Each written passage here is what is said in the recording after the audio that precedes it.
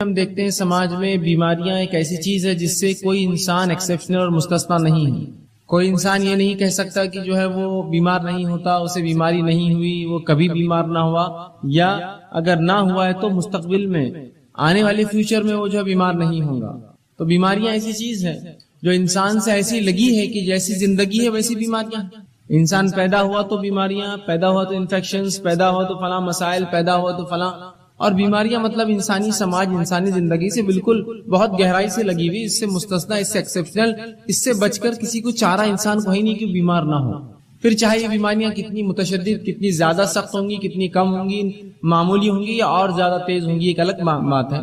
لیکن جب بھی لوگ بیمار ہوتے ہیں تو یہ سمجھتے ہیں کہ شاید شریعت اسلامیہ نے اس معاملے میں کوئی خاص رہنمائی نہیں کی ہماری، تو لہٰذا جب بیمار ہو جاتے ہیں تو اپنے طریقے سے، من مانے ڈھنگ سے، من چاہے ڈھنگ سے، اپنی مرضی سے جو ہے لوگ علاج کرتے ہیں. اس معاملے میں حرام اور حلال کی کوئی تمیز رکھی ہی نہیں جاتی کہ کیا چیز حلال ہے، کیا حرام ہے، کیسی بیماریوں میں کیسا علاج کیا جائے، کیا چیز استعمال ہو سکتی، کیا نہیں ہو سکتی، کون سا طریقہ درست ہے، کون سا غلط ہوگا، کیا چیز کھائی جائے، کیا نہ کھائی جائے. ہم سمجھتے ہیں شاید شریعت نے اس معاملے میں رہنمائی نہ کی، اور پھر شریعت کو ایک طرف رکھ دیتے ہیں، کہتے ہیں ہاں یہ تو دین ہے، اسلام ہے، ٹھیک ہے، نماز روزہ ٹھیک ہے، لیکن ابھی ہم بیمار ہیں تو لہٰذا اس میں شریعت کا کوئی حل چونکہ نہیں ہے، وہ الٹرنیٹ ڈھونڈتے ہیں، اس سے ہٹ کر کچھ ڈھونڈتے ہیں.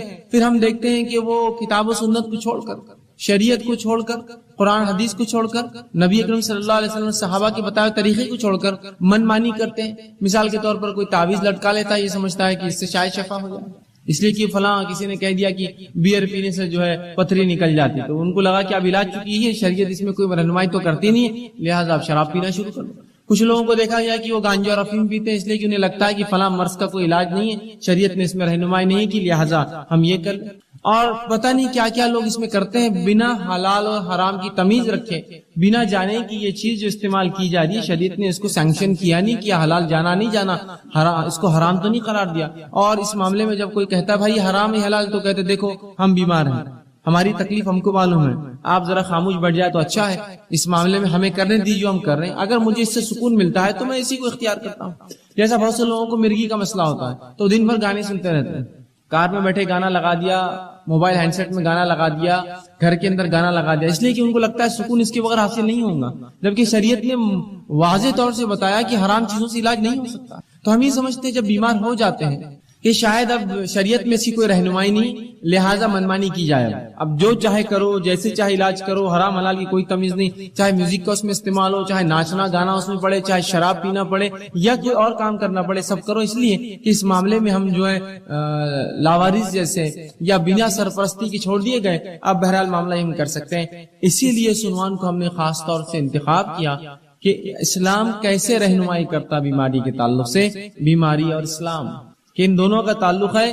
نبی اکرم صلی اللہ علیہ وسلم جو ہے ساری انسانیت کے لیے آئے تھے، اور آپ نے تمام ان شعبوں کے اوپر جو ہے رہنمائی کی، مسلمانوں کی اور انسانوں کی، جو شعبے انسانوں کو جو ہے جو باتیں ان کی جو ہے درپیش آتی ہے، یہ کیسے ہو سکتا ہے جو شریعت اتنی باریک باریک باتوں کو بیان کرے، وہ اتنا بڑا ایک شعبہ انسانی زندگی کا بیماری اس کو چھوڑ دے اور ہمیں ہماری رہنمائی نہ کرے، بلکہ شریعت نے رہنمائی کی، بہت زبردست رہنمائی کی، بہت گہرائی سے رہنمائی کی، بہت اچھے ڈھنگ سے رہنمائی کی. یہ ہماری بد نصیبی ہے کہ اس چیز کو ہم جاننے کی نہ کبھی کوشش کرتے ہیں، نہ اس پر ہم نے کبھی عمل کیا، اور ہماری ان کوتاہیوں کو ہم یہ سمجھتے ہیں کہ شریعت نے اس معاملے ہماری رہنمائی نہیں کی.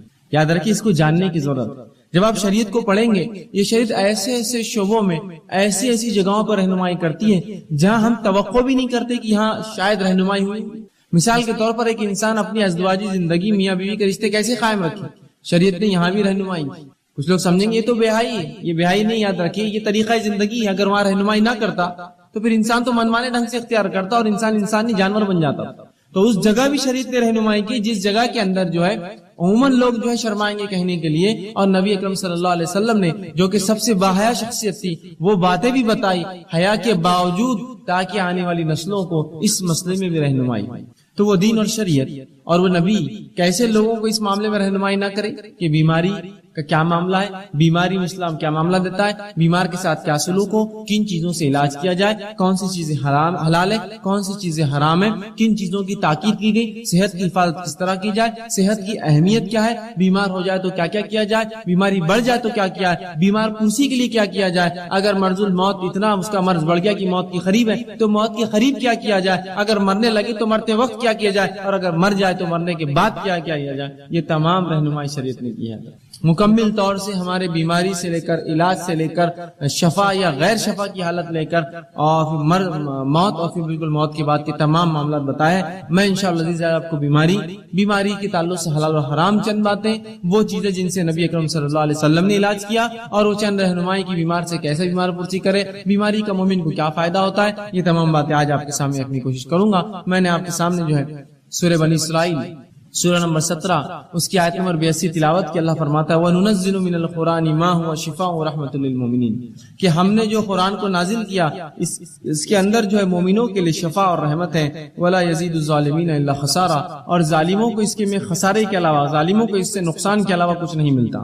مطلب یہ پتا چلا کہ اللہ رب العزت نے جو قرآن نازل کیا اس میں شفا ہے، یاد رکھیں، اور شفا جسمانی، شفا نفسیاتی یا روحانی جس کو ہم کہتے ہیں، دونوں ہی شفا قرآن میں۔ ایک آدمی جس پہ کوئی جن حاوی ہو یا مریض ہو کسی بیماری کا، ذہنی اعتبار سے آپ قرآن پڑھیے، آپ دیکھیں گے اس کو سکون و اطمینان ملتا ہے، تو یہ روحانی شفا بھی ہے۔ اسی طرح جسمانی شفا بھی ہے، بہت ساری بیماریوں میں نبی اکرم صلی اللہ علیہ وسلم نے قرآن کو پڑھنے کی تاکید کی۔ قرآن کے فضائل میں یہ تمام باتیں بہرحال آ سکتی ہے، آپ فضائل قرآن کے عنوان پر یہ باتیں جو پڑھ سکتے ہیں، تحقیق کر سکتے ہیں۔ بہرحال آئیے، تو اللہ نے فرمایا کہ ہم نے اس قرآن کو نازل کیا جس کے اندر مومنوں کے لیے شفا ہے اور رحمت ہے، اور ظالموں کو اس کے اندر خسارہ ہے۔ ظالموں کے لیے تو قرآن نقصان ہے، اس لیے کہ اللہ کی کتاب مان کر اس کو نہیں پڑھتے، ان کے لیے ہدایت نہیں ہے اس کے اندر، لہٰذا وہ خسارہ اٹھاتے ہیں، ورنہ مومنین کے لیے تو شفا ہے اور رحمت ہے اس قرآن کے اندر، اور اسی مقصد کے تحت اللہ نے اس کو نازل کیا۔ وَنُنَزِّلُ، ہم نے اس کو نازل کیا یہی مقصد کے تحت کہ مومنوں کو شفا اور رحمت اس سے حاصل ہو، اور ظالموں کو اس سے نقصان کے سوا اور کچھ حاصل نہیں ہوتا، یاد رکھیں۔ اسی طرح نبی اکرم صلی اللہ علیہ وسلم کا ایک فرمان سنن ابن ماجہ کی ایک حدیث میں نے آپ کے سامنے تلاوت کی۔ اللہ کے رسول صلی اللہ علیہ وسلم فرمایا کہ اللہ رب العزت نے ایسی کوئی بیماری نہیں جس کو نازل کیا۔ اس حدیث سے پتہ چلتا ہے کہ بیماری اللہ کی طرف سے آتی ہے۔ رسول اللہ فرماتے ہیں ان اللہ لم ينزل، کیا ایسی کوئی بیماری نہیں جس کو اللہ نے نازل کیا لیکن اس کی شفا، اس کی دوا بھی نازل کر دی، اس کا علاج بھی نازل کر دیا۔ شفان فتداؤ، تو لہذا تم دوا کرو، علاج کراؤ۔ تو یہاں اس حدیث میں نبی اکرم صلی اللہ علیہ وسلم وضاحت کر دی کہ ایسی کوئی بیماری نہیں ہے جس کو اللہ نے نازل کیا ہو۔ تو پتا چلا بیماریاں آسمان سے آتی ہے، اللہ بیماریاں دیتا ہے لوگوں کو، لیکن اس کا علاج بھی اتارتا ہے ان بیماریوں کے ساتھ۔ فتداؤ، تو لہذا تم دوا کرو، علاج کرایا کرو۔ تو پتا چلا علاج کرانا چاہیے۔ بیماریاں اللہ کی طرف سے، بیماری اللہ بہرحال مختلف، کبھی سزا کے طور پر، کبھی آزمائش کے طور پر لوگوں کو دیتا ہے، اور اس کے بعد ہمیں حکم یہ آیا، اس کی دوا اللہ نے اتاری ہے، لہٰذا تم اس کے لیے دوا کرو، اس کے لیے علاج کرو۔ تو اس حدیث میں ان لوگوں کے لیے بھی تاکید ہے جو سمجھتے ہیں کہ علاج کرانا درست نہیں، بس بیماری ہے تو بس توکل کرو، اللہ پر بھروسہ کرو اور بیماری کو سہتے رہو، بلکہ آپ علاج کرا سکتے ہیں۔ نبی اکرم صلی اللہ علیہ وسلم کا دوا کرو، علاج کرواؤ بیماری کا۔ اسی طرح ہم دیکھتے ہیں بیماری جو ہوتی ہے یہ صحت کا الٹ ہوتی ہے۔ انسانی جسم کی جو کیفیات ہوتی ہیں جس پہ انسان جیتا ہے جو سماج میں، وہ دو ہی کیفیات ہوتی ہے، ایک صحت مندی کی اور ایک بیماری والی کیفیت۔ اب یہ ہو سکتا ہے کہ صحت مند ایک انسان مکمل ہو یا بیمار ہو، اور بیمار چاہے کچھ فیصد ہو یا کچھ زیادہ ہو یا کچھ زیادہ ہو۔ مختلف بیماریاں ہوتی ہیں، جیسے مثال کے طور پہ انسانی جلد پہ کچھ ہو جائے، بیماری ہے، لیکن انسان اس سے بہت زیادہ پریشان نہیں ہوتا، ایک زندگی گزار سکتا ہے۔ کبھی جسمی کسی ایک اعضاء میں بیماری ہوتی ہے جس سے اس کو تکلیف ہوتی ہے، کبھی پورے جسم میں اس کو بیماری ہوتی ہے، یا کبھی جو ہوتا ہے کہ اس کا جسم اور جو ہے تمام اعضاء کے اندر بیماریاں ہوتی ہیں، مختلف بہرحال چیزیں ہوتی ہیں۔ تو اس چیز کو ہمیں سمجھنے کی ضرورت ہے کہ اللہ کے رسول نے علاج کرانے کا حکم دیا، ٹھیک، تو ہمیں جو ہے علاج کرانے کا حکم دیا، اور بیماریاں جو ہے یہ صحت کا یاد رکھیے الٹ، بیماریاں صحت کا الٹ ہوتی ہیں۔ تو اس چیز کو ہمیں سمجھنے کی ضرورت ہے کہ ایک انسان یا تو صحت مند ہوگا یا تو بیمار ہوگا، اس سے ہٹ کر کوئی تیسری اس کی حالت نہیں ہوتی، یا صحت مند اور بیماری کے بیچ میں تھوڑا زیادہ بیمار، یا کچھ صحت اور کچھ بیماری، یہ بہرحال ہو سکتا ہے، یاد رکھیں۔ تو ہمیں اس بات کو سمجھنے کی بہرحال یہ ضرورت ہے کہ انسانی سماج میں ہماری جو زندگیاں ہوتی ہیں اس کی دو ہی حالت، یا تو صحت مند یا تو انسان بیمار ہوتا ہے۔ اسی طرح صحت جو ہے یہ ایک بہت عظیم نعمت ہے اللہ رب العزت کی، یاد رکھیں۔ صحت ایک عظیم نعمت ہے، اس لیے کہ اس کے تعلق سے بار بار نبی اکرم صلی اللہ علیہ وسلم نے بیان کیا ہے. تو صحت کو ہم غنیمت جانیں، اس عظیم نعمت کا ہم جو ہے زبردست فائدہ اٹھائیں. آئیے صحت کتنی عظیم نعمت اور دولت ہے. نبی اکرم صلی اللہ علیہ وسلم فرماتے ہیں، صحیح مسلم کی روایت آپ نے فرمایا، قوی مومن بہتر ہے اس اور اللہ کے نزدیک زیادہ محبوب ہے بنسبت اس کے جو کمزور مومن ہے. قوی مومن جو جسمانی اعتبار سے طاقتور مومن ہے، اللہ کے نزدیک زیادہ محبوب ہے بنسبت اس کے جو کمزور مومن ہے. حالانکہ خیر دونوں میں ہے، خیر دونوں مومن میں، اس لیے دونوں ایمان والے، لیکن جو طاقتور ایمان والا ہے وہ اللہ کے نزدیک بہتر ہے. سوال یہ ہے، طاقتور ایمان والا اللہ کے نزدیک کیوں بہتر ہے؟ اس لیے بہتر ہے اللہ کے نزدیک ایک طاقتور، اس لیے کہ جب اس میں طاقت ہوتی ہے جسمانی اعتبار سے تو وہ ڈٹ کر نوافل ادا کرتا ہے، ڈٹ کر کماتا ہے تو ڈٹ کر زکوٰۃ ادا کرتا ہے. اللہ کے گھر کا حج کر سکتا ہے، اس لیے کہ صحت ہو تو پھر حج کریں گا. بیمار آدمی کے لیے بہت مشکل ہوتا ہے. اللہ کے گھر کے طواف اور عمرے کر سکتا ہے، اور بہت سارے فائدے یاد رکھیے ایسا شخص جو اٹھا سکتا ہے. تو لہٰذا اس لیے فرمایا ایک قوی مومن اللہ کے نزدیک زیادہ محبوب ہے بنسبت کمزور مومن کے. حالانکہ خیر دونوں میں ہے، اچھائی دونوں میں ہے، برے کوئی بھی نہیں ہے، لیکن طاقتور مومن، صحت مند مومن کو فوقیت حاصل ہے کمزور مومن پہ. یاد رکھیے. اسی طرح صحت کی اہمیت بتاتے ہوئے نبی اکرم صلی اللہ علیہ وسلم فرماتے ہیں، جامع ترمذی کی روایت ہے، اس حدیث کو اگر ہم سمجھ لیں تو انشاءاللہ بڑا فائدہ اٹھا سکتے ہیں اپنی صحت کا. آپ صلی اللہ علیہ وسلم فرماتے ہیں اور کہتے ہیں، اللہ کی دو نعمتیں ایسی ہیں جس کا بہت سے لوگ فائدہ نہیں اٹھاتے. کیا فرما رہے نبی اکرم صلی اللہ علیہ وسلم؟ اللہ کی ایسی بہت ساری نعمتیں ہیں جن کا مومن فائدہ نہیں اٹھاتے. مطلب پتہ ہی چلا کہ اس کا فائدہ اٹھاؤ، اگر الگ انداز میں بولا ہے تو مانا ہی فائدہ اٹھاؤ. تو اللہ کی بالخصوص دو نعمتیں ایسی ہیں جس کا ہم لوگ جو ہے فائدہ کم اٹھاتے، نہیں اٹھاتے. اور فرمایا پہلا صحت. دو چیزیں نعمتیں اللہ کی ایسی ہیں جس کا لوگ فائدہ نہیں اٹھاتے، اور خطاب ہم مسلمانوں سے. پہلا صحت کا فائدہ اٹھانا چاہیے، اس لیے کہ دوسری کی روایت میں جامع ترمذی کی آپ نے فرمایا صحت کا فائدہ اٹھا لو اس سے پہلے کی بیماری آ جائے. تو صحت کا فائدہ نہیں اٹھاتے آپ فرما رہے. دوسرا جو نعمت اللہ کی جس کو ہم ضائع کرتے ہیں وہ کیا ہے؟ آپ فرماتے ہیں دوسرا والفراغ اور خالی وقت. یہ دو نعمت اللہ کی عظیم نعمت ہے، ایک صحت اور خالی وقت. اور رسول اللہ فرماتے ہیں ان دو کا مومن فائدہ نہیں اٹھاتے.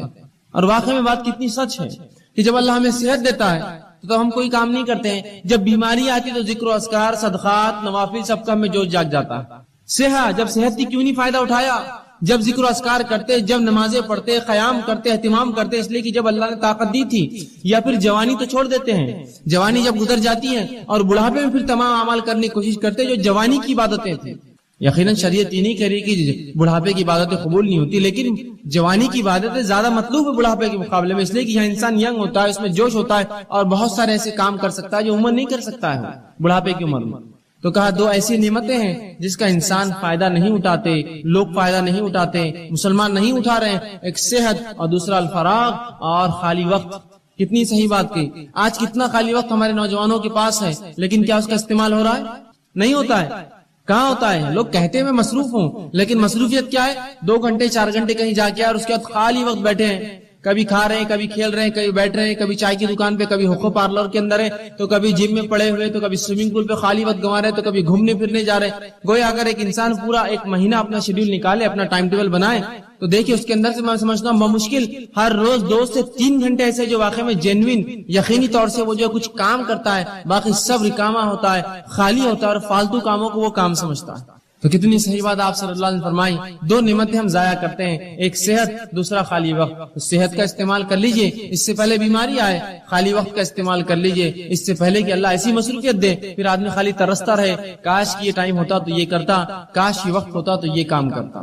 2 نعمتوں کا رسول اللہ فرماتے ہیں. تو پتہ چلا صحت بڑی عظیم نعمت ہے، تبھی کہا جا رہا ہے کہ ان 2 نعمتوں کو لوگ فائدہ نہیں اٹھاتے ہیں. اسی طرح جامع ترمذی کی روایت ہے، آپ صلی اللہ علیہ وسلم فرماتے ہیں، بہرحال جو پہلی حدیث میں نے اس سے پہلے بیان کی وہ صحیح بخاری کی روایت ہے. جامع ترمذی کی روایت ہے، آپ صلی اللہ علیہ وسلم فرماتے اور کہتے ہیں، اللہ کی نعمتوں میں سے جن کا سوال روز محشر سب سے پہلے ہونے والا ہے.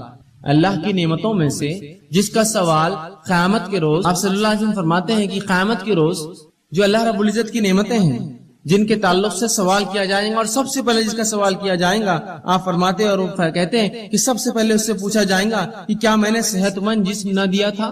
جو اللہ رب العزت بندوں سے سوال کریں گا اس میں سب سے پہلا سوال کیا ہونے والا رسول اللہ فرماتے ہیں وہ یہ ہوگا کیا میں نے صحت مند جسم نہیں دیا تھا؟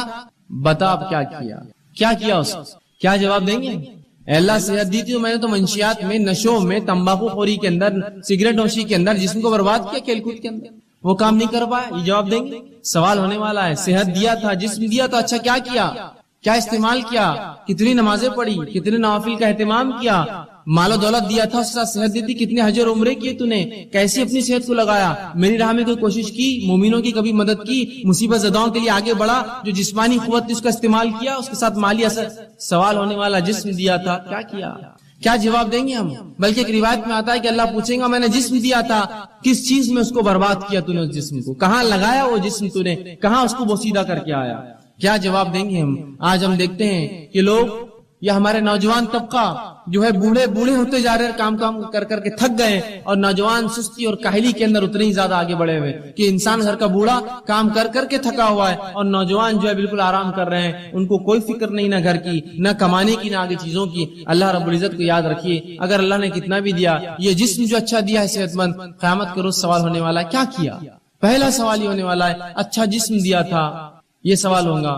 اب اس کا مطلب یہ ہوا یہ سوال ہے تو جواب دینا پڑے گا کیا کیا اس کا، کہاں لگایا وہ جسم، کیسے استعمال کیا، کیسے اس کو کمزور اور بوڑھا کیا. تو ہمیں یہ اللہ کے سامنے جواب دینا ہوگا اللہ میں نے جو تیری عبادتوں میں، ریاضت میں اور دیگر علوم دین میں، تیرے کام میں، حلال روزی کمانے میں، اپنے بیوی بچوں کی پرورش میں اس کو لگایا، جواب دینا ہوگا. اور ورنہ اگر کھیل کود میں، فالتو کاموں میں، سگریٹ بیڑی تمباکو میں، چوراہوں پر بیٹھ کے کھانے اور پینے میں، دیکھیے لوگ چوراہے پہ بیٹھے اور کھا رہے پی رہے، 2-2 4-4 گھنٹے روز برباد کرتے ہیں. یہی وہ لوگ ہیں جن سے تلاوت قرآن کا سوال ہو تو کہتے وقت نہیں ہے. یہی وہ لوگ ہیں جن سے دینی علم کا معاملہ کرے تو کہتے وقت نہیں ہے. لیکن شام میں ہر روز کام سے آنے کے بعد یا تجارت ختم ہونے کے بعد 11-12 بجے تک، 1 بجے تک دوستوں بیٹھ کر جو وقت برباد کرتے ہیں. کیا روز قیامت اللہ پوچھیں گا نہیں جسم دیا تھا کیا؟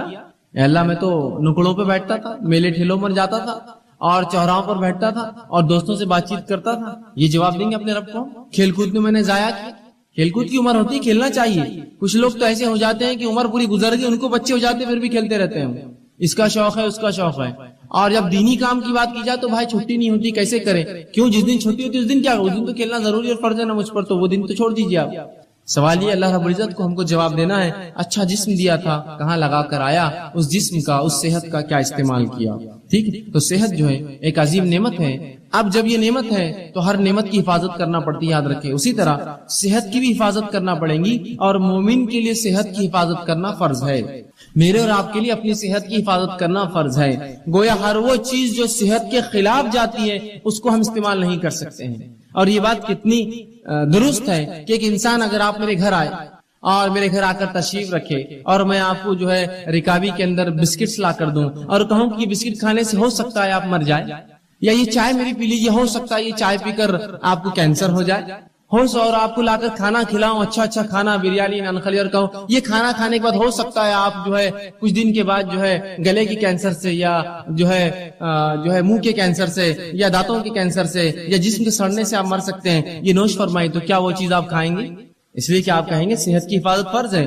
لیکن یہ جاننے کے باوجود کہ صحت کی حفاظت فرض ہے، ایسے کتنے لوگ ہیں کہ وہ پڑیاں اور تمباکو اور سگریٹ پیتے ہیں جس پہ کھلا لکھا ہوا ہوتا ہے cigarette smoking is injurious to health, it may cause cancer, اور پوری تفصیلات آج کل کمپلسری وارننگ جو آتی ہیں. بلکہ ایسی وارننگ جو اگر کوئی تمباکو کمپنی نہ لکھے تو اس پر فائن ہوتا ہے، معلوم ہے اس پر فائن ہوتا ہے. اس لیے کہ یہ ثابت ہے.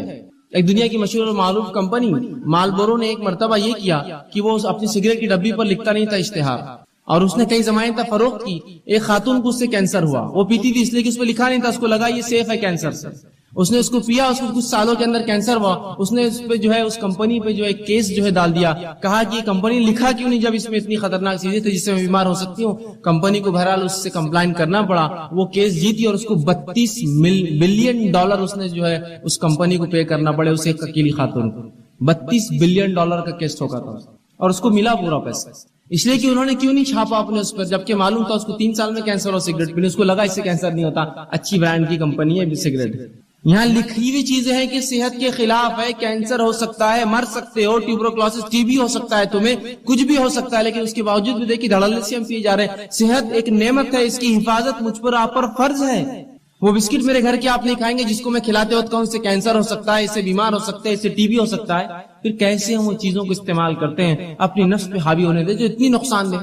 اور صحت کی حفاظت فرض ہے، تو یاد رکھیے اپنی صحت کی حفاظت اور دوسروں کی حفاظت ہم کو کرنا ہے. یہ نہیں کہ ہم اپنی صحت کی حفاظت کر دوسروں کو نقصان پہنچائیں. یہ بات ان کے لیے بھی ہے جو لوگ اللہ کی جو نعمت صحت ہے اللہ دیتا ہے تو اس کو خراب کاموں میں استعمال کرتے ہیں اور بوسیدہ کرتے ہیں اسے، اور یہ نہیں دیکھتے کہ اس سے صحت کا کیا نقصان ہے. یاد رکھیے صحت کی حفاظت فرض ہے، اس لیے کہ اللہ کی دی گئی نعمت ہے، اور اگر صحت نہ ہوئی تو کوئی عبادت آپ اور میں نہیں کر سکتے. سوچیے مت کہ ہم کبھی عبادت کر پائیں گے زندگی بغیر صحت کی. عبادت کیسے کریں گے بتائیے؟ روزہ رکھنا ہے، صحت نہیں ہے. زکات وہ دیں گا جو کمائیں گا، بیمار کما نہیں سکتا ہے. نماز پڑھنا ہے، صحت نہیں، فرض مشکل سے ہوتی ہے تو نوافل اور دیگر نمازیں کیا پڑھوں گا. صحت ہر چیز کے لیے ضروری ہے، یاد رکھیے.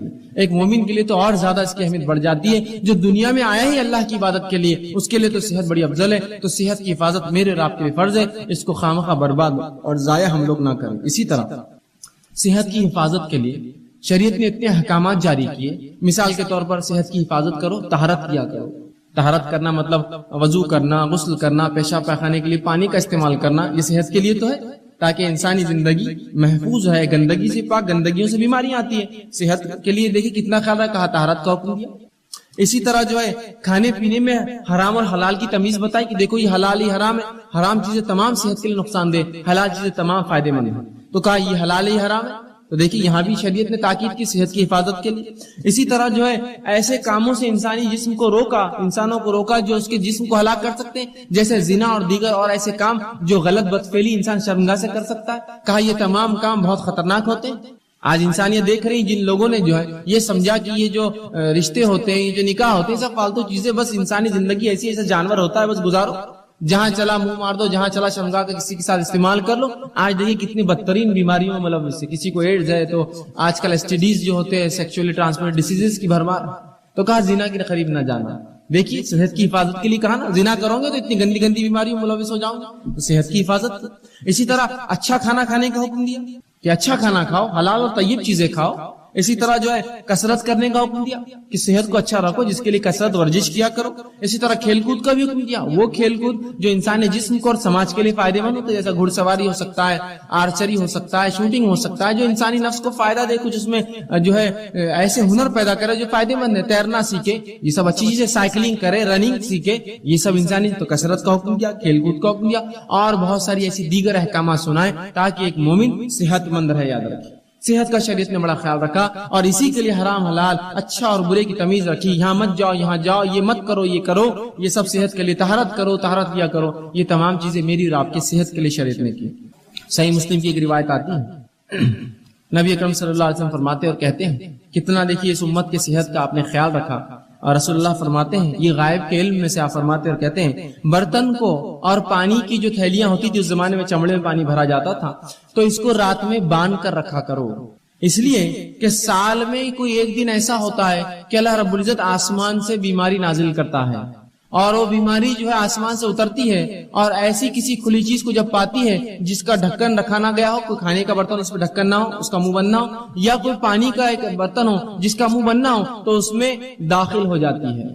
کیا فرمایا آپ نے؟ یہ بھی غائب کا معاملہ. آپ بھی کہہ سکتے ہیں بیماری تو جراثیم پھیلاتے ہیں، اور جراثیم تو کہیں بھی جا سکتے ہیں. یہ غائب کا، اس لیے میں نے پہلے کہہ دیا. اللہ بیماری کو جب نازل کرتا ہے، رسول اللہ فرماتے ہیں ہر روز اپنے برتنوں کو کھانے کی ڈھکا کرو اور پانی پینے کی چیزوں کو بند رکھا کرو. اس لیے کہ سال میں ایک دن ایسا ہوتا ہے جب اللہ آسمان سے بیماری کو نازل کرتا ہے، اور وہ بیماری جو انسانوں میں آتی ہے، اور ہر وہ کھلی چیز، کھلا برتن اور کھلا پانی کا جو حصہ ہوتا ہے اس میں داخل ہو جاتی ہے. تو کہا کھانے پینے کی چیزوں کو ڈھک کر رکھو. ویسے بھی کھانے پینے کی چیزوں کو آپ ڈھکیں گے تو یہ بیماری سے تو آپ بچے ہی رہیں گے، ساتھ میں گندگیوں سے، مکھی مچھر سے، غلاظت سے، دھول مٹی سے، اور پتہ نہیں کیا کیا کتنے فائدے ہیں. تو آپ سال بھر ڈھکے رکھیں، کہ تو ایک دن کب آئے گا نہیں پتا ہے. تو گویا سال بھر ڈھکیں گے مطلب سال بھر اپنے کھانے اور پینے کی حفاظت کرو، کھلا مت چھوڑا کرو، گندگی مت داخل ہونے دو.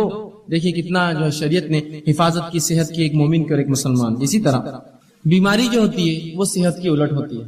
اب بیماری کیا ہے؟ بیماری کو ہم یوں کہہ سکتے ہیں، اس کی تعریف دے سکتے ہیں کہ انسانی جسم میں کوئی اعضاء میں تکلیف ہو یا کمی ہو یا بگاڑ آ جائے.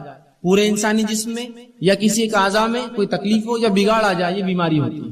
انسانی جسم میں مطلب پورے شریر میں، پورے جسم میں، یا کسی ایک اعضاء میں، ہاتھ، پیر، سر، کان، ناک، منہ، گلا، انگلیاں، کچھ بھی ہو سکتا ہے. کسی ایک اعضاء میں کوئی تکلیف ہو یا اس میں کوئی بیماری ہو، اس چیز کو یا اس میں کوئی بگاڑ آ جائے یا کمی آ جائے، اسے بیماری کہا جاتا ہے۔ سر درد ہو رہا ہے، بلڈ پریشر ہے، شوگر ہے، یہ پورے جسم کی بیماریاں خون کے اندر رہتی ہیں۔ ہاتھ میں تکلیف ہے، ہاتھ کھینچتا ہے، پیر میں فلاں ہے، انگلیاں خراب ہو جا رہی ہے، فلاں ہوتا ہے، کان میں ٹیچ، تو یہ اعضاء کی بیماریاں۔ تو کوئی بھی چاہے پورے جسم میں کوئی چیز ہو تکلیف دے یا جو ہے کسی اعضاء میں، اسے بیماری کہا جاتا ہے، یاد رکھیں۔ اسی طرح بیماری جو ہوتی ہے یہ مومنوں کے لیے آزمائش ہوتی ہے، یاد رکھیں۔ بیماری مومنوں کے لیے آزمائش، اور اللہ رب العزت مومنوں کو کیوں آزماتا ہے؟ وہ اس لیے آزماتا ہے تاکہ جانے، جانچے، پرکھے کہ جب ہم دعویٰ کرتے ایمان کا تو کتنے سچے ہم دعوے میں، اور جب اللہ اس دعوے کے مطابق آزمائش کرتا ہے تو کتنے کھرے اس آزمائش میں اترتے ہیں۔ تو اللہ رب العزت مومنوں کو آزماتا ہے بیماری کے ذریعے۔ تو یاد رکھیے مسلم کی روایت، صحیح مسلم اور مسند احمد کی، آپ صلی اللہ علیہ وسلم فرماتے ہیں مومن کا معاملہ بڑا عجیب ہے، جب اللہ اسے فراوانی دیتا ہے، خوشحالی دیتا ہے تو اللہ کا شکر بجا لاتا ہے، یہ اس کے لیے خیر ہے، ثواب کا باعث ہے۔ اور جب اللہ تنگ دستی دیتا ہے، مصیبت دیتا ہے، پریشانی دیتا ہے، بیماریاں دیتا ہے تو تب صبر کرتا ہے، یہ اس کے لیے خیر اور باعث کا معاملہ ہوتا ہے۔ اور یہ معاملہ سوائے مومن کے کسی اور کا نہیں ہوتا، مطلب مومن کے تمام معاملے خیر اور برکت والے ہیں کہ اگر اللہ نے فراوانی دی اللہ کا شکر ادا کرتا ہے، اس کا اجر پاتا ہے۔ اللہ نے تنگ دستی دی، مشکل دی، بیماری دی تو اس پر صبر کرتا ہے، اور ان دونوں کے اندر وہ جو ہے بدلہ پاتا ہے۔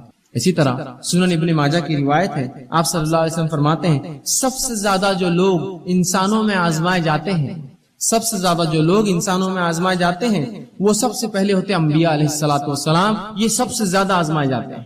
دوسرا فرمایا علماء حق، یہ دوسرے نمبر پہ جو آزمائے جاتے ہیں۔ تیسرا فرمایا صالحین اس امت کے، نیک لوگ تیسرے نمبر پہ آزمائے جاتے ہیں۔ اور فرمایا ان میں سے کچھ ایسے گزرے پچھلی قوموں میں، انبیاء، علماء حق اور صالحین، کہ جن کو ایسی بیماریاں اللہ نے دی کہ جن کے جسم میں کیڑے پڑ گئے، بیماری آزمائش ہے، ان کے جسم میں کیڑے پڑ گئے، صالحین اور ان نیکوکاروں کے اس حد تک بیمار ہوئے کہ اس بیماری میں ان کا انتقال ہو گیا۔ اسی طرح کچھ ایسے تھے اللہ نے ایسی غربت دی، اتنا غریب بنایا کہ سوائے ٹاٹ کے کپڑے، کھدر جو موٹے کپڑے ہوتے پہننے کے ان کے پاس نصیب نہ تھا، اور آگے فرمایا پہننے کو کچھ نہ تھا سوائے ٹاٹ کا کپڑا، لیکن اس میں وہ اس سے زیادہ خوش تھے جتنا تم فراوانی اور خوشحالی میں خوش رہتے ہو۔ مطلب یہ انبیاء، یہ علماء حق اور یہ صالحین ان بیماریوں میں، ان پریشانیوں میں، ان غربت میں بھی اتنے خوش تھے، اتنے مطمئن تھے کہ جتنے ہم لوگ خوشحالی میں خوش نہیں ہوتے ہیں، اس لیے کہ یہ انبیاء، یہ علماء حق، یہ صالحین جانتے ہیں کہ یہ آزمائش اللہ کی طرف سے ہے، اور ہر آزمائش کا مومن کو کیا ملتا ہے؟ بدلہ ملتا ہے۔ تو جب بھی ہماری آزمائش ہو یاد رکھیے ہم صبر کریں، اور اللہ رب العزت کسی بھی انسان کو اس کے طاقت سے زیادہ نہیں آزماتا۔ اللہ سبحانہ تعالیٰ سورہ بقرہ سورہ نمبر 2 آیت میں 286 میں فرماتا اور کہتا ہے لا یکلف اللہ نفسا الا وسعها، اللہ کسی نفس کو اس کے طاقت سے زیادہ نہیں آزماتا۔ یاد رکھیں مجھے اور آپ کو ہماری طاقت سے زیادہ نہیں جو ہے آزماتا ہے، بلکہ جتنی طاقت ہے اتنی ہی آزمائش آتی ہے۔ تو اگر بیماری دی تو یہ طاقت تھی تب دی، مصیبت دی طاقت تھی تب دی، کسی نعمت کو دے کر چھین لیا یہ طاقت تھی تبھی چھینا۔ اللہ کسی کو اس کے جو ہے برداشت سے زیادہ نہیں آزماتا، اور اللہ کا معاملہ تو ہر بار یہ ہوتا ہے۔ سورہ بقرہ سورہ نمبر 2 آیت 175 میں فرمایا اور کہا یرید اللہ بکم اليسر ولا یرید بکم العسر، کہ اللہ رب العزت تو تمہارے ساتھ آسانیاں کرنا چاہتا ہے، وہ تمہیں مشکلات میں نہیں ڈالنا چاہتا ہے۔ تو یہ بیماریاں میرے اور آپ کے لیے آزمائش ہے۔ اب جب بھی کوئی بیمار ہو تو ہم صبر کریں، اس لیے کہ صبر کرنے والوں کے تعلق سے سورہ بقرہ سورہ نمبر 2 آیت 156 میں کہا فبشر الصابرین، کہ صبر کرنے والوں کو بشارت دو۔ یہاں خوشخبریاں دینے کا حکم دیا کہ جو لوگ صبر کرتے ہیں فبشر الصابرین الذین اذا اصابتهم مصیبۃ قالوا انا للہ وانا الیہ راجعون، کہ جو لوگ مصیبت جن پر آتی ہے اور مصیبت میں صبر کرتے ہیں ان کو خوشخبریاں دے دو، اور جب ان پر مصیبت آتی ہے تو یہ مومن کہتے ہیں قالوا انا للہ وانا الیہ راجعون، ہم اللہ کی طرف سے آئے تھے، اس کی طرف لوٹ کر جانا ہے۔ تو ہمیں صبر کرنا چاہیے، اللہ کسی کو بھی اس کی طاقت سے زیادہ نہیں آزماتا، جب آزمائش ہوتی تو ہمیں صبر کرنا چاہیے۔ آئیے صحیح بخاری اور صحیح مسلم کی روایت ہے، آپ صلی اللہ علیہ وسلم فرماتے اور کہتے ہیں جب ایک مسلمان کو کوئی ایذا پہنچتی ہے، تکلیف پہنچتی ہے، بیماری کی شکل میں، کسی کی موت کی شکل میں، کسی اعضاء کے ضائع ہونے کی شکل میں، کسی اور اس میں مصیبت، پیسے میں، مال میں کمی، اولاد میں کمی، پھلوں میں کمی، روزی میں کمی، جب کسی ایک مومن کے تعلق سے آپ فرماتے ہیں مسلم کو ایذا یا بیمار ہوتا ہے تو اللہ تعالیٰ اس کے گناہوں کو ایسا دھو دیتا ہے جیسے ایک جھاڑ جس پر سوکھی پتیاں ہوں وہ سوکھنے سے گر جاتی ہیں۔ ایک مومن کو جب تکلیف، مصیبت، بیماری آتی ہے تو اللہ اس کے گناہوں کو ایسا اس سے الگ کر دیتا ہے جیسے کہ ایک جھاڑ جس کے پتے سوکھ چکے ہیں وہ اس سے الگ ہو جاتے ہیں. ایسے مومن کے گناہ جو ہے بیماری کی وجہ سے، مشکل اور تکلیفوں کی وجہ سے دور ہو جاتے ہیں. تو ہر تکلیف جو مومن کو ہے اگر صبر کرے تو باعث اجر بنتی ہے، اس کے گناہ اس سے جھڑ جاتے ہیں. اسی طرح سنن ابو داؤد کی روایت ہے، آئیے وہ لوگ جو بیمار رہتے ہیں، پریشان ہوتے ہیں، پریشان مت ہوئیے، سنیے نبی اکرم صلی اللہ علیہ وسلم کیا فرماتے ہیں. اور کہتے ہیں، آپ فرماتے ہیں، اللہ مسلمانوں کے گناہ بیماریوں کی وجہ سے دھو دیتا ہے. اللہ مسلمانوں کے گناہ بیماریوں کی وجہ سے دھو دیتا ہے، اس حد تک کہ جیسے سونا اور چاندی کے میل کو آگ الگ کر دیتی ہے، بیماریاں مومن سے اس کے گناہوں کو ویسی الگ کر دیتی ہے جیسے آگ سونے اور چاندی کے میل کو الگ کر دیتی ہے. آپ جانتے ہیں نا، سونے چاندی کو صاف کرنے کے لیے اس کو آگ میں ڈالا جاتا ہے، پگھلنے کے بعد سونا چاندی جو ہے رہ جاتا ہے اور غلاظت اوپر آتی ہے، اس سے نکال لی جاتی ہے. تو آپ سن فرماتے ہیں بیماریاں مومن کو ایسا پاک کرتی ہے گناہوں سے جیسا آگ سونے اور چاندی کے میل کچیل کو نکال دیتی ہے. تو جو مومن بیمار ہوتا ہے وہ اس کی طاقت کے مطابق اللہ بیماری دیتا ہے، اسے کام ہے وہ صبر کرے، صبر کرنے کا بدلہ زبردست پاتا ہے. اسی طرح جب انسان بیمار ہو جائے تو علاج کرانا مستحب اور سنت ہے. یاد رکھیں، ہر شخص کوشش کرے علاج موجود ہو تو ضرور علاج کروائے، اس لیے کہ نبی اکرم صلی اللہ علیہ وسلم کی روایت ہے، سنن ابن ماجہ کی حدیث ہے کہ اللہ رب العزت نے ایسی کوئی بیماری نازل نہ کی سوائے اس کے کہ اس کا علاج نازل کیا، تو لہٰذا تم لوگ جو ہے علاج کراؤ. جو خطبے میں نے حدیث آپ کے سامنے ہے، تو اس حدیث سے پتا چلا ہمیں علاج کروانا چاہیے. اب جب پتا چلا علاج کروانا چاہیے، اللہ نے ہر بیماری کا علاج نازل کیا ہے، اب اس معاملے میں کیا احتیاط کرے، کیسے علاج کرے؟ تو آئیے، حرام چیزوں سے علاج کرانا یاد رکھیے جائز نہیں ہے. وہ چیزیں جن کو شریعت نے حرام قرار دیا ہے وہ چیزوں سے علاج جائز نہیں ہے. اس کے تعلق سے نبی اکرم صلی اللہ علیہ وسلم فرماتے ہیں، طبرانی کی روایت حدیث آپ فرماتے ہیں، ان اللہ لم یجعل شفاءکم فیما حرم علیکم، جو چیزیں اللہ نے تم پر حرام کی ہے اللہ نے اس میں شفا نہیں رکھی ہے.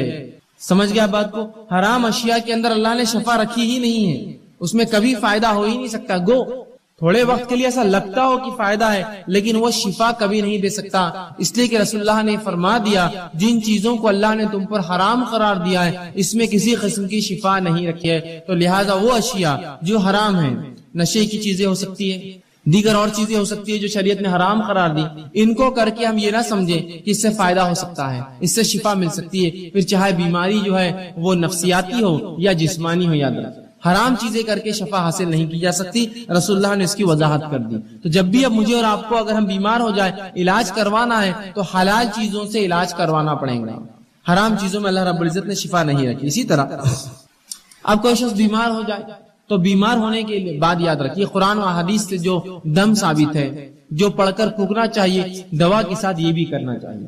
جہاں حرام دواؤں کا استعمال یا حرام اشیاء کا استعمال دواؤں میں درست نہیں ہے، اس میں کوئی شفا نہیں ہے. اسی طرح یہ بات یاد رکھیے کہ انسان کبھی کبھار بیمار ہوتا ہے، بیماری ایسی ہوتی ہے کہ اس کو جو ہے جہاں دعا کی ضرورت ہے وہاں دوا اور دعا دونوں کی ضرورت ہوتی ہے. یاد رکھیں، آج بہت سارے لوگ اس کی گواہی دیں گے، ایسے بہت ساری تھراپیز نکلی ہے جن تھراپیز میں یہ ہوتا ہے کہ صرف مریض کی آنکھ پر ہاتھ پھیرا جاتا ہے، صرف ہاتھ پھیرا جاتا ہے اور اس سے اس کو فائدہ ہوتا ہے.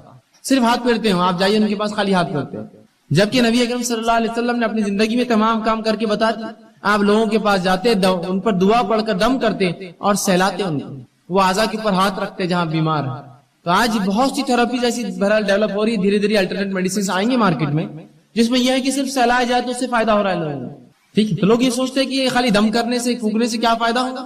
بہت سارے فائدے ہوتے ہیں، اللہ کے کلام کا اثر ہوتا ہے، نبی اکرم صلی اللہ علیہ وسلم کو جو باتیں اللہ نے بتائی ان کلام میں اثر ہوتا ہے. تو اب اگر کوئی بیمار ہو جائے تو حرام چیزوں سے علاج نہ کرے.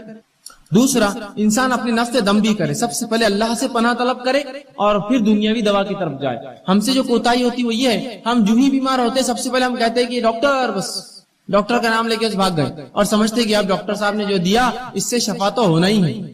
سب سے پہلے یہ کہے اللہ تو نے مجھے بیماری دی، مجھے صبر دے، اس بیماری کا اجر دے، اور اپنے نفس کو دم کرے، جو دعائیں بتائے گی وہ کرے اور ساتھ میں دوا بھی کریے. آپ تو ہم دوا کا طریقہ کیا اپناتے ہیں؟ پہلے فوراً بھاگتے ڈاکٹر کے پاس، یہ سمجھتے ہیں مکمل 100% شفا اللہ نے اس کے ہاتھ میں رکھی ہے اور لہٰذا آپ جب یہ دوا دیں گا تو میں جو ہے مشفی شفا یاب ہو جاؤں گا، مجھے اس سے صحت مل جائیں گی. یاد رکھیے، غلط.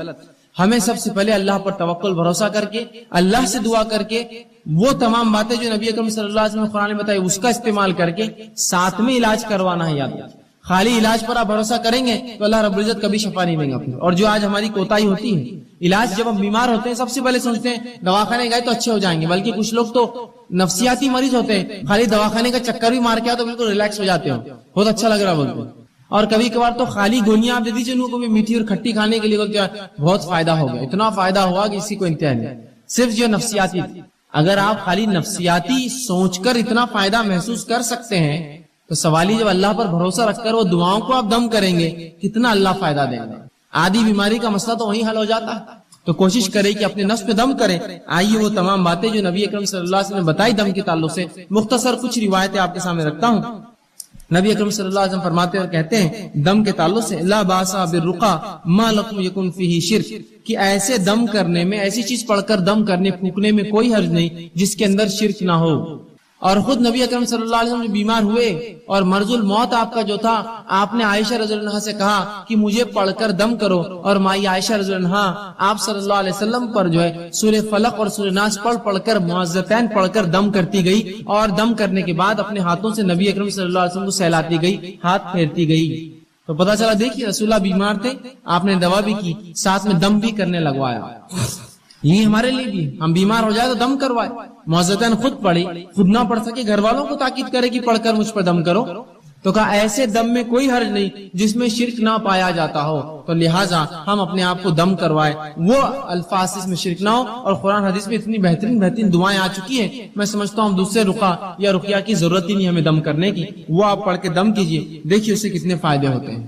اسی طرح لوگ جب بیمار ہوتے ہیں اور بیماری اگر دور نہ ہو تو سب سے پہلے جہاں بھاگا جاتا ہے، جو خیال جاتا ہے وہ کیا ہے؟ مثال کے طور پر ایک انسان کو بیماری ہے، اب بیماری ختم نہ ہو رہی ہے، اللہ کی لمبی آزمائش ہے، تو سب سے پہلے دھیان کیا جاتا ہے؟ دیکھو اب اسلام میں اس کا علاج نہیں ہے، اور دواؤں میں اس کا علاج نہیں، اور جھاڑوں کے پاس اور پہاڑوں پر اور پتھروں پر اور جھرنوں پر پتہ نہیں کہاں کہاں جاتے ہیں اور مختلف قسم کے شرک کرتے اور سمجھتے ہو اس میں شفا ہے۔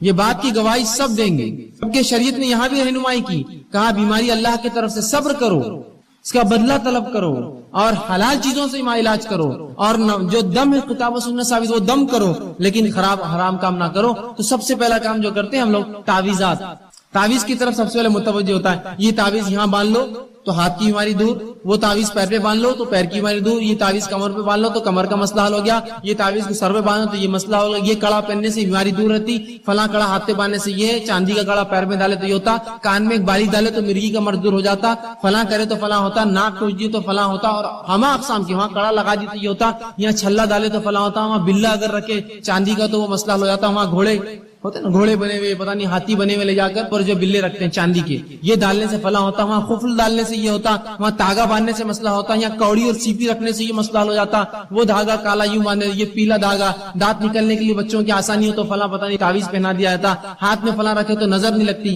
یہ تمام فالتو باتیں، یہ خرافات، یاد رکھیے تمام حرام چیزیں ہیں۔ نبی اکرم صلی اللہ علیہ وسلم نے جہاں پڑھ کر دم کرنے کا حکم دیا، وہیں تعویذ اور گنڈوں کی حرمت یاد رکھیے بیان کی کہ یہ تعویذات کچھ نہیں کر سکتے انسان کو۔ آئیے جو لوگ تعویذات پہنتے بیماری کے علاج کے لیے، سنیے نبی اکرم صلی اللہ علیہ وسلم کیا فرما رہے ہیں۔ آپ نے مسند احمد کی روایت فرمایا اور کہا من علق تمیمتن فقد اشرک، جس نے کسی بیماری کے علاج کے لیے، کسی فتنے سے بچنے کے لیے، شیطانی وسوسوں سے بچنے کے لیے، کسی آفت کو ٹالنے کے لیے، کسی اچھائی کو لانے کے لیے تعویذ لٹکا لیا، من علق تمیمتن فقد اشرک، اس نے شرک کیا۔ اندازہ لگا رہے آپ شرک کسو کہتے ہیں؟ اللہ کے ساتھ اس تعویذ کو شریک کیا۔ ابھی تعویذ کی شکل تاگے ہو سکتے ہیں، دھاگے ہو سکتے ہیں، کڑے ہو سکتے ہیں، مالے ہو سکتے ہیں، سیپی ہو سکتے ہیں، کوڑیاں ہو سکتے ہیں، اور پتہ نہیں کیا کیا، انسانی کھوپڑی کی ہڈیاں ہو سکتی ہے، جانوروں کی جو جلدیں ہو سکتی ہے، الو ہو سکتا ہے، کوا ہو سکتا ہے، تیتر بٹیر، کچھ بھی پتہ نہیں، لوگ کہتے ہیں یہ کرنے سے بہت فائدہ ہوتا ہے، فلاں کرو، الو کو کاٹ کے ذبح کرو تو یہ ہوتا ہے، بڑواغل کو فلاں کرو تو یہ ہوتا ہے، فلاں چیز کی تمام حرام چیزیں، یا کوڑی لگا دی تو یہ ہوتا، سیپی ٹھوکے تو یہ ہوتا، مالے سے ہوتا، کنکر سے ہوتا، موتی سے ہوتا، سیپی سے ہوتا، یہ تمام حرام۔ جس نے اس عقیدے سے کوئی ایسی چیز لٹکا لی کہ اس سے برائیاں دور ہوتی ہے، بلائیں دور ہوتی ہے، آفتیں دور ہوتی ہے، اچھائی آتی ہے، بیماریاں جاتی ہے، تو کہا من علق تمیمتن فقد اشرک، اس نے شرک کیا، وہ اللہ کے ساتھ اس نے اس تعویذ کو شریک کر دیا۔ اب بہت سے لوگ بولتے تاگا تو ہے، کیا ہوتا ہے یہ تاگا؟ اگر ہاتھ پر رہ گیا اور مر گئے تو آخرت میں اللہ رب العزت رب نہ ہوا، آخر میں اللہ کہیں گا اس تاگے سے ہی مانگ لے جو مانگنا ہے، میرا بندہ تو کہاں تھا، تو نے تو اس پہ اعتقاد رکھا، کیا برا حال ہوگا۔ آئیے سنیے نبی اکرم صلی اللہ علیہ وسلم آگے کیا فرماتے، مسند احمد کی یہ بھی روایت آپ فرماتے من علق تمیمتن فلا اتم اللہ لہ ومن علق ودعۃ فلا ود اللہ لہ۔ سنیے اللہ کے رسول فرماتے ہیں جو تعویذ گلے میں لٹکا دے اللہ اس کی کبھی مراد پوری نہ کرے. رسول اللہ بدوا دے رہے ہیں اسے. جو تعویذ گلے میں لٹکا لے اللہ اس کی مراد کبھی پوری نہ کرے. اور جو کوڑیاں اور سیپیاں، نبی اکرم صلی اللہ علیہ وسلم کے زمانے میں لوگ جانوروں کی چیزوں کی حفاظت کے لیے کوڑی اور سیپی لٹکاتے، مطلب تعویذ لٹکاتے بیماری نہ آنے کے لیے، کوڑیاں اور سیپی لٹکاتے کہ برائی نہ آئے، خیر کو لانے والا. تو کہا جو کوڑی اور سیپی لٹکا لے، آپ فرماتے ہیں جو لٹکا لے اللہ رب العزت اسے کبھی آرام نہ دے. جو تعویذ لٹکا لے اللہ رب العزت آپ فرما رہے ہیں کہ اس کو جو ہے کبھی جو ہے اللہ کے رسول فرماتے ہیں کہ اس کی مراد پوری نہ کرے اللہ، جس نیت سے ٹانگ کبھی نہ کرے. اور جو سیپی لٹکا لے، کوڑیاں اس زمانے میں لوگ لگاتے تھے تاکہ اس سے خیر آئے، فرمایا اللہ اس کو کبھی آرام نہ دے. اسی طرح آپ صلی اللہ علیہ وسلم نے مسند احمد کی روایت ہے، ایک شخص کو دیکھا جس کے ہاتھ میں ایک ڈنڈ پر ایک کڑا تھا. بہت سے لوگ کہتے ہیں نا چاندی کے کڑے چھلے پتہ نہیں مالے گلے میں دھاگے تاگے. سن لیجئے وہ لوگ غور سے سنیے. نبی اکرم صلی اللہ علیہ وسلم ایک شخص کو دیکھا کہ ہاتھ میں اس کے کڑا تھا ڈنڈ پر. آپ صلی اللہ علیہ وسلم نے کہا افسوس یہ کیا ہے، کیا باندھ رکھا تو نے ہاتھ پر؟ یہ تو شخص نے کہا اللہ کے رسول یہ میں نے اس لیے پہنا ہے کہ اس سے ایک جلد کی بیماری نہیں ہوتی ہے، اسکن کا ایک ڈیزیز نہیں ہوتا ہے، اس وجہ سے میں نے کڑا پہنا ہے.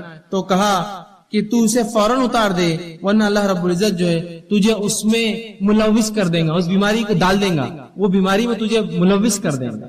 کہا فوراً اتار دے کڑا ورنہ اللہ تجھے اس بیماری میں ڈال دے گا. اور فرمایا اگر تو اس حال میں مر گیا، تیری موت ہوگی کہ کڑا تیرے ہاتھ میں ہی تھا، مر گیا تو تو کبھی کامیاب نہیں ہوگا آخرت میں، کبھی کامیاب نہیں ہوگا. کیا فرمایا کہ تو نے جلد کے امراض کے لیے پہنا اسے اتار دے، اگر تو نے اسے نہ اتارا تو تجھے بیماری اللہ دے دے گا، اور اگر تو مر گیا اس حالت میں تو آخرت میں تو کبھی کامیاب نہیں ہونے والا، اس لیے کہ تو نے شرک کیا. تو لہٰذا ہمیں حلال چیزوں سے علاج کروانا ہے. تعویذ گنڈوں میں کوئی علاج نہیں ہوتا. یاد رکھیں آپ دعائیں پڑھیے قرآنی، آپ دعائیں پڑھیے نبی، یہ علاج کا یاد رکھیے جائز طریقہ ہے. آپ بعض دعائیں جو نبی اکرم صلی اللہ علیہ وسلم نے دم کیا اپنے نفس پر جب آپ بیمار ہوتے تھے، تو آئیے وہ دعائیں آپ کے سامنے رکھتا ہوں. دیکھیے تمام باتیں دنیاوی علاج کے ساتھ چل رہا ہے، آپ دنیاوی علاج کراتے ہوئے یہ تمام کام کر رہے ہیں. یاد رکھیں میں نے یہ نہیں کہا آپ سے کہ آپ دنیاوی علاج چھوڑ دیجیے اور باقی یہی کرتے رہیے، کافی ہے. آپ دواخانے بھی جائیے لیکن پہلے یہ ہوگا اور ساتھ میں پھر علاج کرواتے رہیے اور پھر صبر کرتے رہیے، اللہ سے دعا کرتے رہیے. تو علاج کے ساتھ یہ سب چل رہا ہے، اس لیے کہ یہ دونوں ملیں گے تو شفا ہے. یاد رکھیے. آئیے آپ صلی اللہ علیہ وسلم نے جو بعض دعائیں کی شفا کے لیے اس آپ کے سامنے رکھتا ہوں، بس مختصر رکھوں گا. صحیح بخاری کی روایت ہے، آپ صلی اللہ علیہ وسلم جب کسی مریض کے پاس جاتے تو اس کے جسم پر ہاتھ رکھتے اور یہ دعا پڑھتے اس کی شفا کے لیے. دعا یوں اللہم رب الناس اذهب الباس اشفی انت شافی، کہ اے اللہ انسانوں کو پالنے والے، انسانوں کے رب، اس سے تکلیف دور فرما، اس سے تکلیف دور فرما. اشفی انت شافی، اس کو شفا دے، تو شفا دینے والا ہے. لا شفا الا شفاء، تیرے علاوہ کوئی اور شفا دینے والا نہیں ہے. شفاء لا یغادر سقما، ایسی شفا دے کہ جو بیماری کو بالکل نہ چھوڑے. یہ دعا کرتے اس بیمار کے لیے، جب آپ جاتے اس کو پڑھتے اور یہ دعا کرتے کہ مریض پر ہاتھ رکھ کر یہ دعا کرتے اللہم رب الناس اذهب الباس، اے اللہ جو انسانوں کا رب ہے اس سے اس کی بیماری کو دور کر.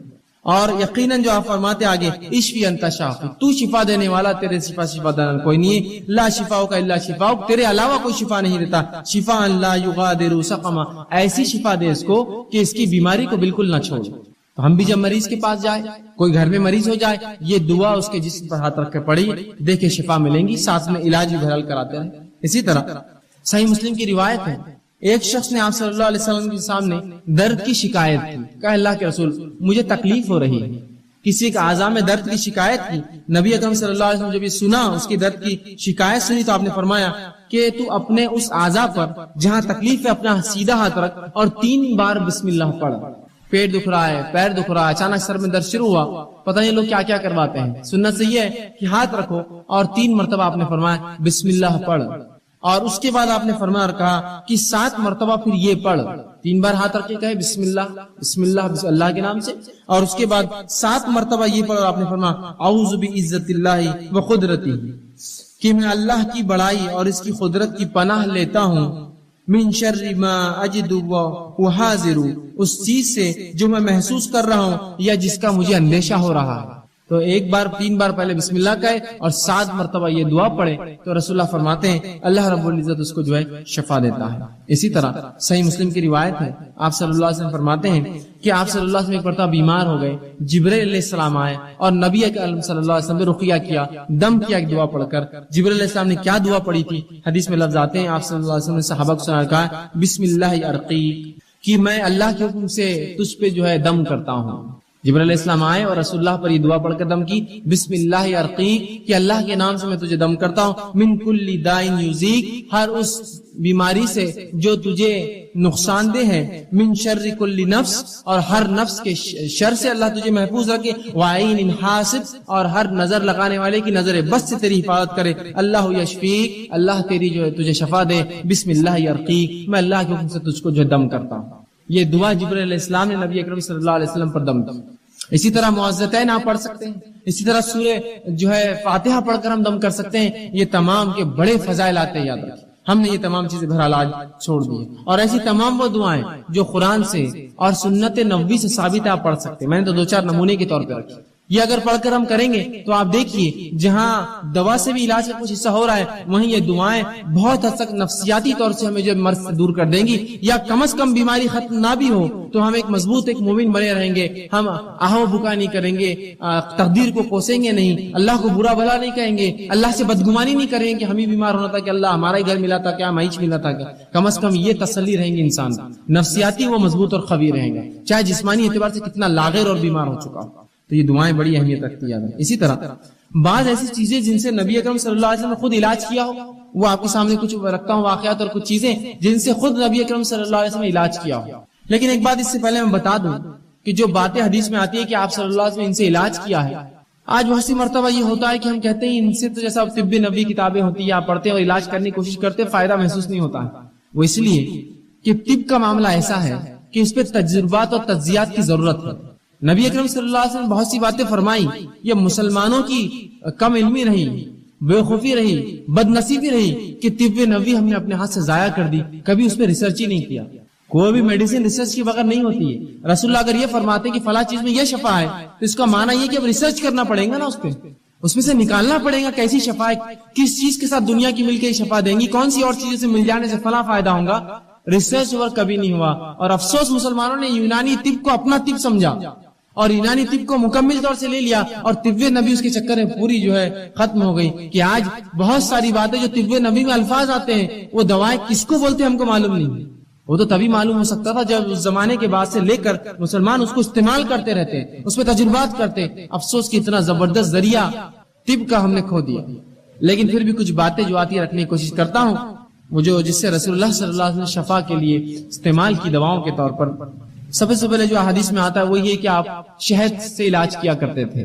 ایک مرتبہ ایک شخص آ کر اللہ کے رسول صلی اللہ علیہ وسلم میرے بھائی کو جو ہے پیٹ خراب ہو چکا ہے، اسے دست ہو رہے ہیں، آپ صلی اللہ علیہ وسلم کا اسے شہد کھلاؤ۔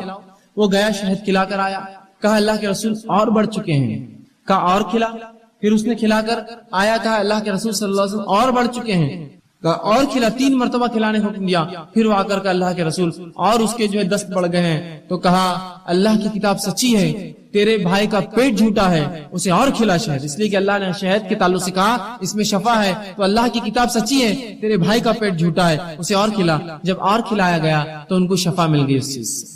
آپ دیکھ رہے ہیں جہاں شہد کھلایا گیا وہیں عقیدہ دیکھیے ساتھ میں، کھلا اس کو، اس میں شفا ہے، بس اگر کہہ دیا تو کہہ دیا، یہ نہیں کہ اور عموماً دیکھے تو شہد کھلانے سے بہت سے لوگوں کے جو ہے دست اور بڑھ جائیں گے، ظاہر تو یہ دکھتا ہے لیکن اس میں شفا ہے، وہ شفا اور فائدہ دیتا ہے۔ اس لیے کہ کبھی دست کا روکنا درست ہوتا ہے اور کبھی ان کا نکل جانا اچھا ہوتا ہے، تاکہ بیماری جو اندر ہے جراثیم پورے نکل جائے پیخانے کے ذریعے۔ تو کہا تیرا بھائی کا پیٹ جھوٹا ہے، اللہ کی کتاب سچی، اور کھلاؤ اس کو ایک بار، اور کھلایا، دست بند ہو گئے، شہد کے ذریعے شفا۔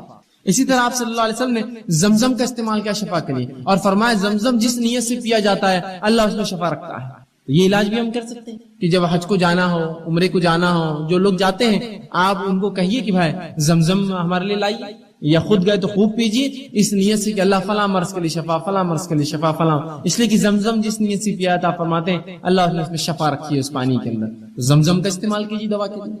اسی طرح گائے کا دودھ یہ بھی بڑا مفید ہے، یاد رکھیں آپ صلی اللہ علیہ وسلم فرماتے ہیں کہ گائے کا دودھ پیا کرو، اس میں شفا ہے، اور اس کے پنیر کو کھایا کرو، اس میں بھی شفا ہے، اس لیے کہ گائے مختلف قسم کے جو ہے جھاڑ کھاتی ہے جس کی وجہ سے اس کے دودھ میں شفا ہوتی ہے، لیکن اس کے گوشت میں بیماری ہے۔ کیا فرما رہے آپ صلی اللہ علیہ وسلم؟ گائے سے علاج کیا کرو، اس کے دودھ میں شفا ہے اور اس کے پنیر میں شفا ہے، لیکن فرمایا اس کے گوشت میں بیماری ہے۔ لیکن ہمارے پاس تو گائے کے گوشت کا معاملہ کیا ہوتا ہے آپ سب جانتے ہیں، اس کے بغیر کوئی دعوت مکمل نہیں ہوتی، اور اس حد تک اس کو کھایا جاتا ہے اسی کو انتہا نہیں۔ آپ کھا سکتے ہیں، حلال ہے، حرام نہیں ہے، لیکن اگر بکثرت اس کو کھائیں گے تو اس میں بیماری ہے۔ یاد رکھیں کہ رسول اللہ نے واضح اور ایک نہیں ایسی 5 سے 6 روایت ہے اس میں کہا اس میں بیماری ہے، اس کے گوشت میں بیماری ہے۔ تو آپ نے فرمایا اس کے دودھ میں شفا ہے، اس کے پنیر میں شفا ہے، اس لیے کہ گائے چرتی ہے اور بہت سارے مختلف جھاڑ کھاتی ہے جو بیماری کا علاج ہوتے ہیں، تو اس کو پینا چاہیے، اس کے دودھ کو، اس کے پنیر کو، اور کہا اس کے گوشت کے تعلق سے احتیاط کرنا، اس میں بیماری ہے۔ تو حلال ہے ایسا گوشت کھانا، لیکن بکثرت کھائیں گے تو بیماری ہو سکتی ہے، یاد رکھیں۔ رسول اللہ نے فوراً وضاحت کر دی اس میں بیماری، اور تمام احادیث صحیح ہے، یاد رکھیں۔ تو گائے کے دودھ سے علاج کروائیے، اسی طرح بچوں کو پلائیے، خود پیجیے، بیمار ہو تو بڑا شفا، اس میں فائدہ ہے۔ اسی طرح آپ نے زیتون کے تیل کے تعلق سے کہا، زیتون کے تیل میں بھی شفا ہے، کوشش کریں کہ زیتون کا تیل ہم استعمال کریں۔ اب لیکن بہرحال اب کیسے استعمال کریں اس کو تو ظاہر سی بات ہے تجربات کرنے پڑیں گے۔ اب جو لوگ تجربے کرتے ہیں مختلف چیزوں میں ملا کر زیتون کا تیل کیا فائدہ ہوتا ہے ان سے پوچھنا پڑے گا کیسا ہوتا ہے بول کر۔ اسی طرح کلونجی میں آپ نے فرمایا شفا ہے، اور کلونجی کے تعلق سے فرمایا کہ تم جو کالے دانے کلونجی جس کو کہتے ہیں اس کو اگر ساتھ کھایا کرو اس میں بڑی شفا ہے، اور فرمایا اس کے تعلق سے کہ جو اسے کھاتا ہے اس میں موت کے علاوہ تمام چیز کا جو ہے شفا ہے، تمام چیز کی سوائے موت کے۔ کلونجی تو کلونجی کھایا کریں، اس میں بھی شفا ہے۔ اسی طرح اجوا کھجور کے تعلق سے آپ نے فرمایا اس میں بھی شفا ہے۔ اجوا کھجور وہ کھجور ہوتی ہے جو نبی اکرم صلی اللہ علیہ وسلم کے زمانے میں ایک مخصوص احاطہ ہے اس کے اندر اگتی تھی، اسے اجوا کہتے ہیں۔ تو اجوا کھجور جو کھاتا ہے آپ سے فرماتے ہیں جس دن وہ کھائے نہار پر 7 اجوا کھجور، اس دن جادو اور اس پہ زہر اثر نہیں کرتا۔ اسی طرح اجوا کے علاوہ فرماتے ہیں کہ ہجامے میں بھی شفا، ہجامہ کپنگ جس کو کہتے ہیں، جس کے اندر بلیڈ کے ذریعے کچھ کٹس لگائے جاتے ہیں اور خون نکالا جاتا ہے مختلف جگہ سے، گردن کے پیچھے سے، سر پر سے، یا مختلف اعضاء جو تکلیف دیتے ہیں اس کو ہجامہ کہتے ہیں۔ ٹھیک، آپ یہ بھی کر سکتے ہیں، کپنگ کہتے ہیں اس کو انگلش میں، یہ بھی بڑی فائدے مند ہے۔ آپ صلی اللہ علیہ وسلم نے خود اس کو کروایا تھا ایک حج کے اندر، جب آپ گئے تھے حج میں اور آپ صلی اللہ علیہ وسلم کو کچھ تکلیف تھی، آپ نے ہجامہ کرایا تھا، تو آپ یہ بھی کروا سکتے ہیں۔ اس کے اندر بھی شفا انسانوں کے لیے تکلیف دہ جگہوں پر اور مختلف جو اعضاء پر یہ کیا جاتا ہے، تو ہجامہ آپ کرا سکتے ہیں، اس میں شفا ہے۔ اسی طرح آپ صلی اللہ علیہ وسلم نے کہا سرمے کے تعلق سے سرما لگایا کرو، اس سے آنکھیں جو ہے صاف رہتی ہیں، تو سرما بھی ایک قسم کا جو ہے آنکھوں کی حفاظت کے لیے آپ بالکل لگا سکتے ہیں، اس میں کوئی حرج نہیں، اور یہ بھی سنت نبوی ہے کہ آپ صلی اللہ علیہ وسلم سرما لگاتے تھے۔ ٹھیک ہے، اسی طرح ٹھنڈے پانی سے بخار کا علاج آپ صلی اللہ علیہ وسلم کرتے تھے۔ آپ فرماتے تھے کہ بخار شیطان کی طرف سے، شیطان آنکھ سے بنا ہے، لہذا ٹھنڈے پانی سے بخار کا علاج کرو، اور ٹھنڈے پانی سے جو آپ جسم کو دھوتے، یا ٹھنڈے پانی سے آج بھی دیکھیے بخار اگر بڑھ جائے ڈاکٹر کہتا ہے پٹیاں رکھیے سر پر ٹھنڈے پانی، تو ٹھنڈے پانی سے آپ بخار کا علاج کرتے ہیں۔ اسی طرح جن چیزوں سے آپ صلی اللہ علیہ وسلم نے علاج کیا ان میں سے ایک ہے نمک کا، آپ نے استعمال کیا بچھو کے کاٹنے پر۔ آپ صلی اللہ علیہ وسلم کے مرتبہ بچھو نے ڈنک مارا، آپ نے اس زخم پہ ایک نمک لگایا اور اس پہ پانی بہایا، بلکہ اس میں آتا گرم پانی میں پیر ڈالا اور سورہ فاتحہ پڑھ کر دم کرتے رہے جب تک کہ زہر کا اثر ختم نہ ہوا۔ تو نمک کا استعمال زہر کو اتارنے کے لیے۔ اسی طرح آپ صلی اللہ علیہ وسلم جن کو پیٹ کے کچھ امراض ہوتے، مرض ہوتے، ان کو حکم دیتے کہ عربی بھیڑ جس کو دمبا کہتے ہیں، جس کی دم بڑی چوڑی ہوتی ہے، بہت موٹی دم ہوتی ہے، ہمارے بکرے اور مینڈوں کی ایسا نہیں، بہت چوڑی دم ہوتی ہے، آپ صلی اللہ علیہ وسلم فرماتے اس کی دم کی چربی نکال کر لاؤ، اس کو پگھلاؤ اور 3 دن میں جو ہے 3 حصے کر کے 3 دن میں وہ چربی پیو، جس سے پیٹ کی بیماریاں ضائع ہوتی ہیں۔ دمبا جسے کہتے ہیں عرب علاقوں میں بہت پایا جاتا ہے، تو آپ صلی اللہ علیہ وسلم کی چربی سے علاج کا حکم دیا۔ اسی طرح راکھ سے بھی آپ صلی اللہ علیہ وسلم علاج کروایا۔ آپ صلی اللہ علیہ وسلم جنگ احد کے اندر جب آپ کو کچھ زخم ہوئے تو فاطمہ رضی اللہ عنہا نے کھجور کے پتوں کو جلایا، اور اس کے جلنے کے بعد جو راکھ تھی اس راکھ کو جو زخم پہ لگا کر اس پہ پٹی لگائی، تو یہ بھی جو ہے اس سے بھی آپ صلی اللہ علیہ وسلم نے شفا طلب کی۔ تو یہ وہ تمام کچھ چیزیں تھی جو احادیث میں ملتی ہے، میں نے کچھ مختصر جو میرے سامنے واضح تھی میں نے آپ کے سامنے رکھنے کی بہرحال کوشش کری۔ ان چیزوں کے ذریعے آپ نے طلب کی، اس کا مطلب یہ ہوا کہ یہ چیزوں کے ذریعے اور بھی جو حلال چیزیں ہم سب ان کو استعمال کر سکتے ہیں علاج کے طور پہ۔ جہاں دعائیں بھی پڑھی آپ نے، قرآنی آیتیں بھی پڑھی، صورتیں بھی پڑھی، وہیں جو ہے دنیاوی علاج بھی کیا، شہد بھی کھایا اور زمزم بھی پیا، اور ساتھ میں جو ہے کھجور بھی کھائے، اور سرما بھی آپ لگاتے تھے، ہجامہ بھی آپ نے کروایا، اور باقی بہت سی چیزوں میں حکم دیا کہ فلاں کرو فلاں کرو اور فلاں کرو۔ تو پتہ چلا جائز اشیاء سے میں اور آپ علاج کر سکتے ہیں، پھر چاہے وہ کیمیکل کے فارم میں ہو آج کل یا کوئی اور فارم میں، بس جائز ہونا اس شرط سے۔ اسی طرح اب اگر ہم بیمار ہو جائیں تو مومن اور کافر دونوں سے علاج کروا سکتے ہیں، یاد رکھیں۔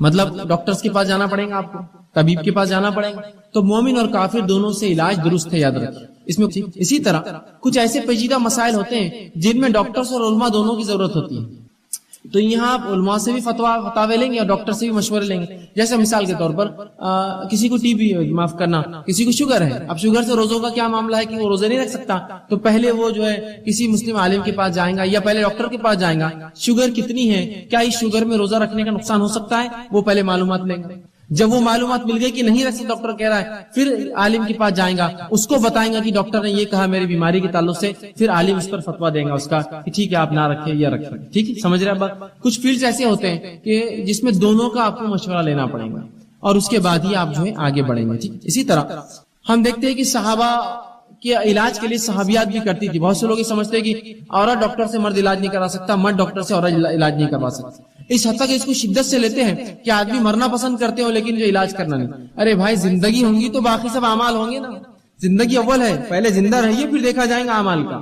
تو یہاں آپ دونوں سے کروا سکتے ہیں۔ اس کے لیے دلیل میں دیتا ہوں، سنن ابن ماجہ اور صحیح بخاری کی روایت، کئی روایتیں ملتی ہیں جس میں یہ آتا ہے کہ صحابیات یہ فرماتی ہے کہ ہم جہاد میں جاتی، پیچھے رہتی، زخمیوں کو اٹھاتی، مرہم پٹی کرتی، پانی پلاتی، اور جو زیادہ زخمی ہوتی ان کو واپس شہر بھیجتی۔ عورتیں کرتی یہ کام، زخمیوں کی مرہم پٹی عورتیں کریں گی تو کیسے کریں گی؟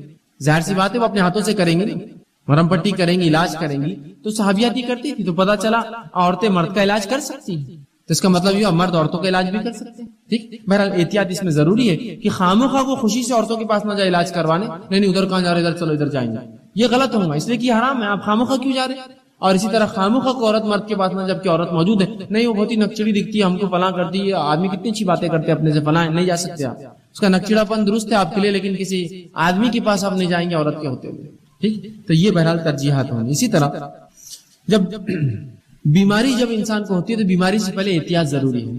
انگلش میں بھی ایک مثال ہے، prevention is better than cure, علاج سے زیادہ بہتر ہے کہ آپ احتیاط کریں۔ شریعت بھی احتیاط کا حکم دیتی ہے، یاد رکھیں۔ یہ ان لوگوں کے لیے خاص طور سے جو یہ کہتے ہیں ارے بیماری کچھ نہیں، اللہ دینا چاہیں گے، جو کرنا ہے کرو، کوئی سردی نہیں ہوتی، کوئی بارش نہیں ہوتی، کوئی دھوپ سے مجھے کچھ نہیں ہوتا، کوئی بیماری میں کچھ نہیں ہوتا، میں کچھ بھی ہے نا، اس حد تک بڑھ جاتے کسی کو حد نہیں۔ ایک صاحب کو میں نے دیکھا، کہا اللہ پر میرا بھروسہ ہے، میں کمزور ایمان کا نہیں ہوں، اور ایک آدمی جس کی آنکھ آئی ہوئی تھی اس کی آنکھ کا چھپا نکال کے اپنی آنکھ میں ڈالا، اس کا میل نکال کے کہا ہاں میں اللہ پر بھروسہ رکھنے والا مومن ہوں، بولے نہیں ہوتا۔ یاد رکھیے یہ توکل، یہ غیر شرعی توکل ہے، غیر شرعی توکل ہے، اس لیے کہ ان کے پاس ایک دلیل تھی۔ نبی اکرم صلی اللہ علیہ وسلم نے فرمایا کوئی بیماری چھوت نہیں ہوتی، ہاتھ لگانے سے نہیں پھیلتی، کوئی بیماری خود سے نہیں پھیلتی۔ حدیث کے الفاظ ہے کہ کچھ چیزیں کچھ بھی نہیں ہیں، کچھ چیزوں کی کوئی حقیقت نہیں۔ اس میں ایک فرمایا چھوت کوئی بیماری نہیں ہوتی، چھونے سے کوئی بیماری نہیں ہوتی، لیکن کس معنی میں سمجھنا پڑے گا نا، اپنے ڈھنگ سے سمجھیں گے تو پھر یہ ایسے بے خوفانہ حرکتیں کرتے ہیں۔ احتیاط ضروری ہے۔ آئیے میں مثال دیتا ہوں احتیاط کی۔ صحیح مسلم کی روایت ہے، آپ صلی اللہ علیہ وسلم نے بیمار اونٹوں کے باڑوں کو الگ بنانے کا حکم دیا اور صحت مند اونٹوں کے باڑے الگ بنانے کا حکم دیا۔ آئیے اس حدیث میں رسول اللہ جانوروں کو جو بیمار ہے الگ رکھو بول رہے صحت مند جانوروں سے۔ حدیث میں کہ کچھ اونٹوں کو خراش کھجلی کی بیماری ہو گئی تھی تو رسول اللہ نے کھجلی والے اونٹوں کو بغیر کھجلی والے اونٹوں سے الگ رکھا، مطلب دونوں کے باڑے الگ کیے۔ اس سے کیا پتا چل رہا ہے؟ احتیاط۔ آپ نے یہ کیا کہ دونوں اونٹوں کو ملو ایک دوسرے سے لے جا کر، کیا ہوتا دیکھیں گے، اللہ جس کو دینا چاہے دیں گے۔ نہیں، جب جانوروں میں اتنی احتیاط کی کہ ان کے باڑے الگ کر دیے تو انسانوں میں بدرجہ اولی یہ احتیاط ضروری ہے، یاد رکھیے۔ جب جانوروں میں اتنی احتیاط کی گئی تو انسانوں میں کتنی احتیاط کی ضرورت ہے ہمیں اور آپ کو، کرنا چاہیے۔ احتیاط میں کوئی حرج نہیں۔ ہاں چھونے سے کوئی بیماری نہیں ہوتی، اس کا معنی کیا پھر حدیث میں؟ آئیے میں وہ بھی اس کی وضاحت کر دیتا ہوں۔ جو آپ صلی اللہ علیہ وسلم نے کہا کوئی بیماری متعدی نہیں ہوتی، چھونے سے نہیں پھیلتی، اس کا کیا معنی ہے وہ سمجھاتا ہوں۔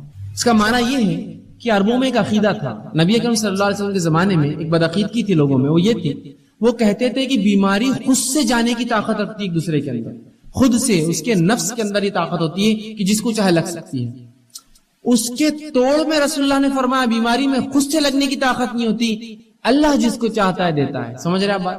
جو رسول اللہ نے فرمایا چھوت کوئی چیز نہیں ہوتی، ٹھیک ہے، کہ بیماری متعدی خود بخود نہیں پھیلتی، اس کا معنی کیا ہے؟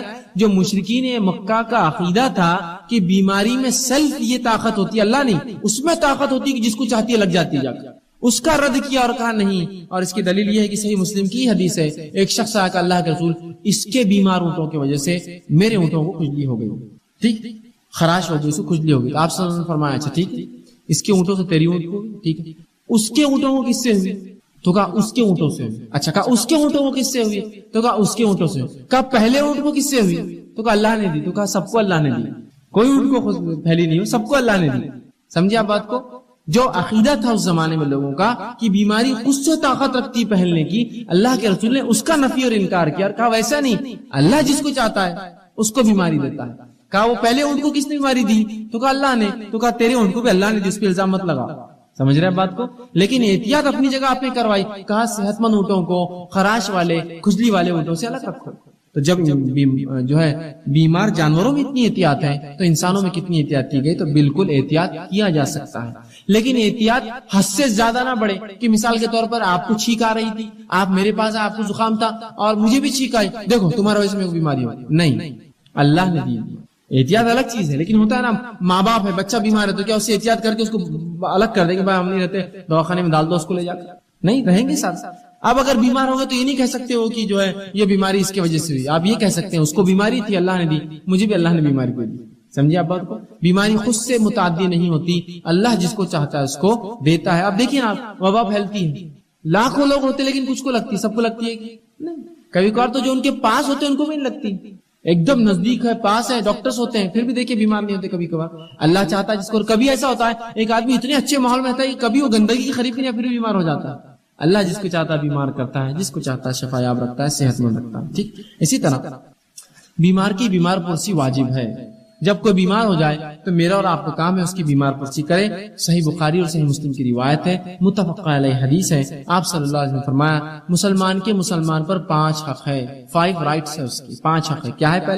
پہلا فرمایا سلام کرے تو جواب دے.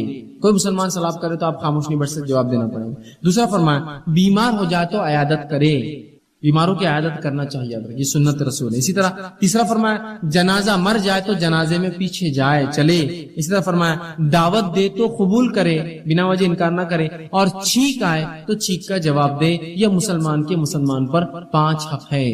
ٹھیک ہے، تو اس میں ایک فرمایا کہ جب بیمار ہو جائے تو بیمار پرسی کرے، عیادت کرے. تو میرا اور آپ کا کام ہے جب کوئی میرا بھائی بیمار ہو ضرور بھی ضرور اس کی عیادت کے لیے ہم اس کے گھر جائیں. اب عیادت میں کیا خیال رکھیں، کیا چیزوں کا جو ہے مد نظر رکھیں ہمارے کہ ہم کسی کی عیادت کے لیے جا رہے ہیں؟ آئیے یہ آداب بھی ہم کو معلوم نہیں ہوتا تو بہت نقصان ہوتا ہے. کیا آداب ہے اس کا؟ سب سے پہلی چیز تو یہ جب کسی مریض کی عیادت کے لیے جائے تو اس کو تسلی دی جائے. دیکھیے ایسی بیماریاں تو ہوتے رہتی ہیں، یہ اللہ کی طرف سے ہے، آج ہے کل نہیں ہوں گی. بہت سے لوگ ایسے بیمار ہوتے ہیں لیکن اللہ شفا یاب کرتا ہے. گھبرائیے مت، اللہ سے ناامید مت ہوئیے، غیر غلط باتیں مت کہیے، اللہ کا ذکر کرتے رہیے، اللہ آپ کو ضرور شفا یاب کرے گا. لیکن یہ توفیق بھی ہم کو نہیں ہوتی بولنے کی. بہت سی مرتبہ میں نے لوگوں کو دیکھا، ایک شخص ایک دوسرے شخص سے بات کر رہا ہے، ایک خاتون دوسری خاتون سے بات کر رہی تھی اور وہاں بیٹھ کر وہ کہنے لگی کہ آپ بیمار ہو گئے، کیا تکلیف ہے آپ کو؟ تو اس نے کہا کہ میرا سر اچانک دکھا اور مجھے چکر آ کے میں گر گئی. کہا اچھا یہ بیماری وہ ہمارے پڑوسیوں کو بھی ایسی 2 بار ہوا؟ انہوں نے بولا اس کے بعد کیا؟ اور وہ مر گئی تیسرے دن. اب وہ بیچاری کا کیا حال ہوا ہوگا. اور ایک نہیں، پھر انہوں نے لسٹ شروع کر دیے. وہ دیکھو ان کی بچی کو ہوا 5 دن میں مر گئی، ان کی بچی کو ہوا 3 دن میں مر گئے، ان کو ہوا اب تک پاگل ہے. اب یہ ویسے ہی بیمار بیچاری خاتون، اس کی باتیں سن کے وہ 100% بالکل اب مر جائیں گے، نہیں مرنے والی تھوڑے دن میں. یہ طریقہ ہے بیمار کی عادت کا. تسلی دیجیے اس کو، کتنا بھی بڑا مرض ہو تو یہ کہیے امید کیجیے اللہ سے، اللہ شفا دے. امید کرتے اپنے رب سے ہم کہ آپ کا ہمارا رب آپ کو مطلب اللہ آپ کو شفا دے گا. یا ایک شخص بیمار تھا، ایسے واقعہ سنائی جو بیماری میں بچ گئے.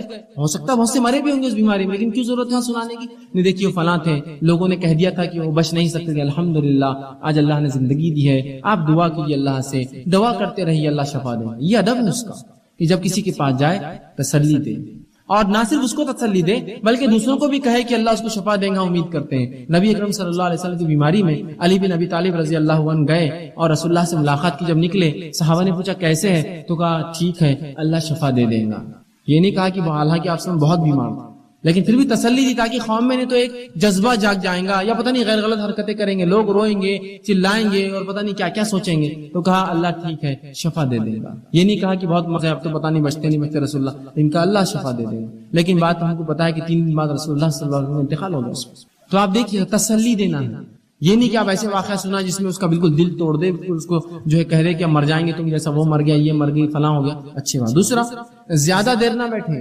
نبی اکرم صلی اللہ علیہ وسلم جب عیادت کے لیے جاتے فوراً جاتے، بات کرتے اور نکل جاتے. اب ہمارے پاس عیادت کا معاملہ یہ ہوتا ہے کہ اب چچا بیمار عیادت کو جائیں گے تو آرام سے اپن 12 بجے جائیں گے، ظہر اور وہاں پڑھیں گے، دوپہر کا کھانا کھائیں گے اور اس کے بعد آرام سے کھا کر عصر کے بعد نکل کے پڑھ کے مغرب کو گھر پہنچیں گے. یہ کوئی طریقہ ہے؟ اور عورتیں بہت سی بار بھائی کہاں جا رہے ہیں، وہ بیمار ہیں ان کی عیادت کے لیے جا رہے ہیں، ارے اتنا سامان سلوک بچوں کے پھالیاں سب لے کر اب آرام سے رک کے آرام سے دیکھ کر آئیں گے نا مریض کو، اور جا کر آرام سے گھر میں بیٹھ کر ظہر کی نماز ہو گئی، پھر کھانا امید کر رہے، اور آئے بعد کھانے میں نقص چڑے بھی نکالتے، دیکھو نمک کم ڈال کے لائے تھے، ہلدی دیکھے کتنی زیادہ تھی، اور دیکھو خالی بڑے کا بنا ہے، ہم آئے تو کم از کم چھوٹے کا تو بنانا تھا ہمارے لیے. بیمار کی عادت میں تم دینا چھوڑ کر اس سے امیدیں کرتے ہیں. بہت سے لوگ تو اس حد تک ہو جاتے ہیں کہ دواخانے میں جاتے ہیں لوگوں کو دیکھنے، وہ بیچارہ اپنی بیماری میں پریشان، اور آئے بعد بولتے چائے تک کو نہیں پوچھے، چائے تک کو نہیں پوچھے. شرم آنی چاہیے تم کو، تم کچھ اس کے لیے لے جاؤ، وہ چھوڑ کر تم اس سے امید کرتے ہو چائے کی. تو یہ اخلاق بھی ہم نے نہیں سیکھی، کیسے لوگوں سے بات کی جائے، بیمار کے ساتھ کیا کیا جائے. نبی اکرم صلی اللہ علیہ وسلم بیمار کے پاس جاتے، فوراً بات کرتے، دعائیں دیتے، کیسے پوچھتے اور نکل جائے، رکتے نہیں. ہو سکے تو آپ تحفہ دیجیے بیمار کو، اس لیے کہ تحفے تحائف انسان کو خوش کرتے ہیں، اور ایسا تحفہ دیجیے جس کو دیکھ کر وہ خوش ہو جائے. اس میں پیسے فضول خرچی نہ ہو، اس کی صحت کے لیے فائدے مند ہو، جیسے آپ پھل دے سکتے ہیں اس کو، یا کچھ ایسی چیزیں جس سے وہ خوش ہو جاتا ہے، جس کو دیکھ کر ہوتا ہے نا بچہ ہے کچھ کھلونا دے دیا آپ، جس سے وہ خوش ہو جائے. اسی طرح کھانے کے لیے کچھ لے گئے آپ جس سے اس کو صحت یابی ہو جائے، یا کچھ جوس لے گئے، کچھ بھی ایسا جس سے نفع ہو اور اس کو خوشی ہو، ایسے آپ تحفے تحائف بھی دے سکتے. کوئی انسان بیمار ہے، اس کو خوشبو کا بڑا شوق ہے، ایک عطر لے کے چلے گئے آپ جس سے وہ خوش ہو گیا دیکھ کر، کچھ بھی جس سے اس کو راحت ملے، تھوڑی دیر کے لیے رفاقت ملے، تھوڑی دیر اپنی بیماری بیچارہ بھول جائے. یہ بھی کرنا سنت ہے، یاد رکھیے. آپ تحفے تحائف جس کو چھوٹے موٹے ہی صحیح آپ اس کو بالکل دیجیے، دے سکتے ہیں. اسی طرح آپ صلی اللہ علیہ وسلم بخاری کی روایت آپ فرماتے ہیں لا باسا طہور انشاءاللہ. جب آپ ایک شخص کے پاس گئے، اس کی بیماری میں اس کو دیکھا، آپ نے یہ کہا اور فرمایا کوئی حرج نہیں، اللہ کی مشیت ہے، بیماری تمہارے گناہوں کو پاک کریں گے. اتنا ہی کہا اور پھر نکل کر آ گیا. تو بس جائیے، ضرور جائیے، اور مختصر آپ پوچھیے کیسے ہیں، کیا ہے، کیا حال چال ہے، اللہ آپ کو شفا دے، صحت دے، اور بیماری سے گھبرائیے مت، صبر کیجیے، اللہ کرے گا، میں چلتا ہوں، اللہ آپ کو شفا یاب کرے، نکل جائیے. رکنا نہیں ہے، بیٹھنا نہیں ہے، کھانا نہیں ہے، مطالبات نہیں ہے. ورنہ لوگ دواخانوں میں بھی جاتے ہیں، ان کو تمیز نہیں ہوتی ہے، جا کر کرسیوں کے مطالبات کرتے ہیں. بھائی ملنے کیوں گئے جب آپ کو کھڑے رہنا نہیں آتا ہے؟ کرسی لاؤ میرے لیے، فلاں لاؤ، میں اتنی مشکل سے سیڑھیاں چڑھ کر آئی، فلاں ہوا، رکشے کرائے 100 روپے ہو گیا، اب 2-4 گھنٹے تو بیٹھنا ہی پڑے گا یہاں. یہ سب نہیں، آپ جائیے اور سنت رسول کے تحت کہ بھائی اس کا ثواب ہے، یہ کر کے واپس آ جائیے. ٹھیک. اسی طرح بیمار اور اس کے گھر والے اللہ سے حسن ظن رکھے، اچھا گمان رکھے کبھی بھی. یہ بڑی اہم چیز ہے، اس لیے کہ صحیح مسلم کی روایت ہے، آپ صلی اللہ علیہ وسلم فرماتے کہتے ہیں تمہارے ہر ایک کی موت اس حالت میں آئے کہ اپنے رب کے تعلق سے اچھا گمان رکھتا ہو. بیمار اور اس کے گھر والے اللہ سے اچھا گمان رکھے، یہ بیماری اس کی جو ہے گناہوں کو صاف کر دیں گی، یہ بیماری آخرت کے لیے اس کو ثواب دیں گی. یہ بیماری کے ذریعے اللہ رب العزت ہماری آزمائش کر رہا ہے، اس پر صبر کرے. ہمیشہ اچھا گمان، برا گمان نہیں. اللہ میرا ہی گھر ملا تھا، میرے بچے ملے تھے کیا، ان کے 10 بچے پورے صحت مند ہیں، میرا ایک ہی بچہ روز بیمار ہو جاتا ہے، فلاں. یہ سب نہیں. اللہ نے چاہا آپ کا ایک ہے کہ بیمار کر رہا، ان کے 10 صحت در، اللہ کی مرضی. تو ہم ہر حال میں اچھا گمان رکھے. رسول اللہ فرماتے تم میں سے کوئی شخص ایسا نہ ہو جس کی موت جو ہے ایسی حالت میں آئے کہ وہ اللہ سے اچھا گمان نہ رکھتا. مطلب اچھا گمان رکھیے اللہ سے کہ اگر موت کے قریب بھی تو اچھا گمان اللہ بدلا دے گا. اور ایک صحابی کا واقعہ میں نے آپ کو سنایا تھا. نبی اکرم صلی اللہ علیہ وسلم فرماتے ہیں، حدیث میں آتا ہے کہ ایک صحابی رسول موت کے قریب تھے. آپ صلی اللہ علیہ وسلم وہاں گئے اور کہا کیسا لگتا ہے؟ تو کہا جو ہے خوف کھاتا ہوں، ڈرتا ہوں اللہ کی جہنم اور اس کے عذاب سے. کہا ٹھیک. اس کے بعد پھر پوچھا آپ کیسا لگتا ہے؟ تو کہا امید کرتا ہوں اللہ سے جنت کی اور اس کی مغفرت کی. کہا ہاں، جو ایسی موت مرا خوف اور امید کے بیچ میں اللہ سے حسن ظن رکھتے ہوئے، یہ درست مرا، اس کی موت درست ہے. تو حسن ظن رکھیے اپنے رب سے.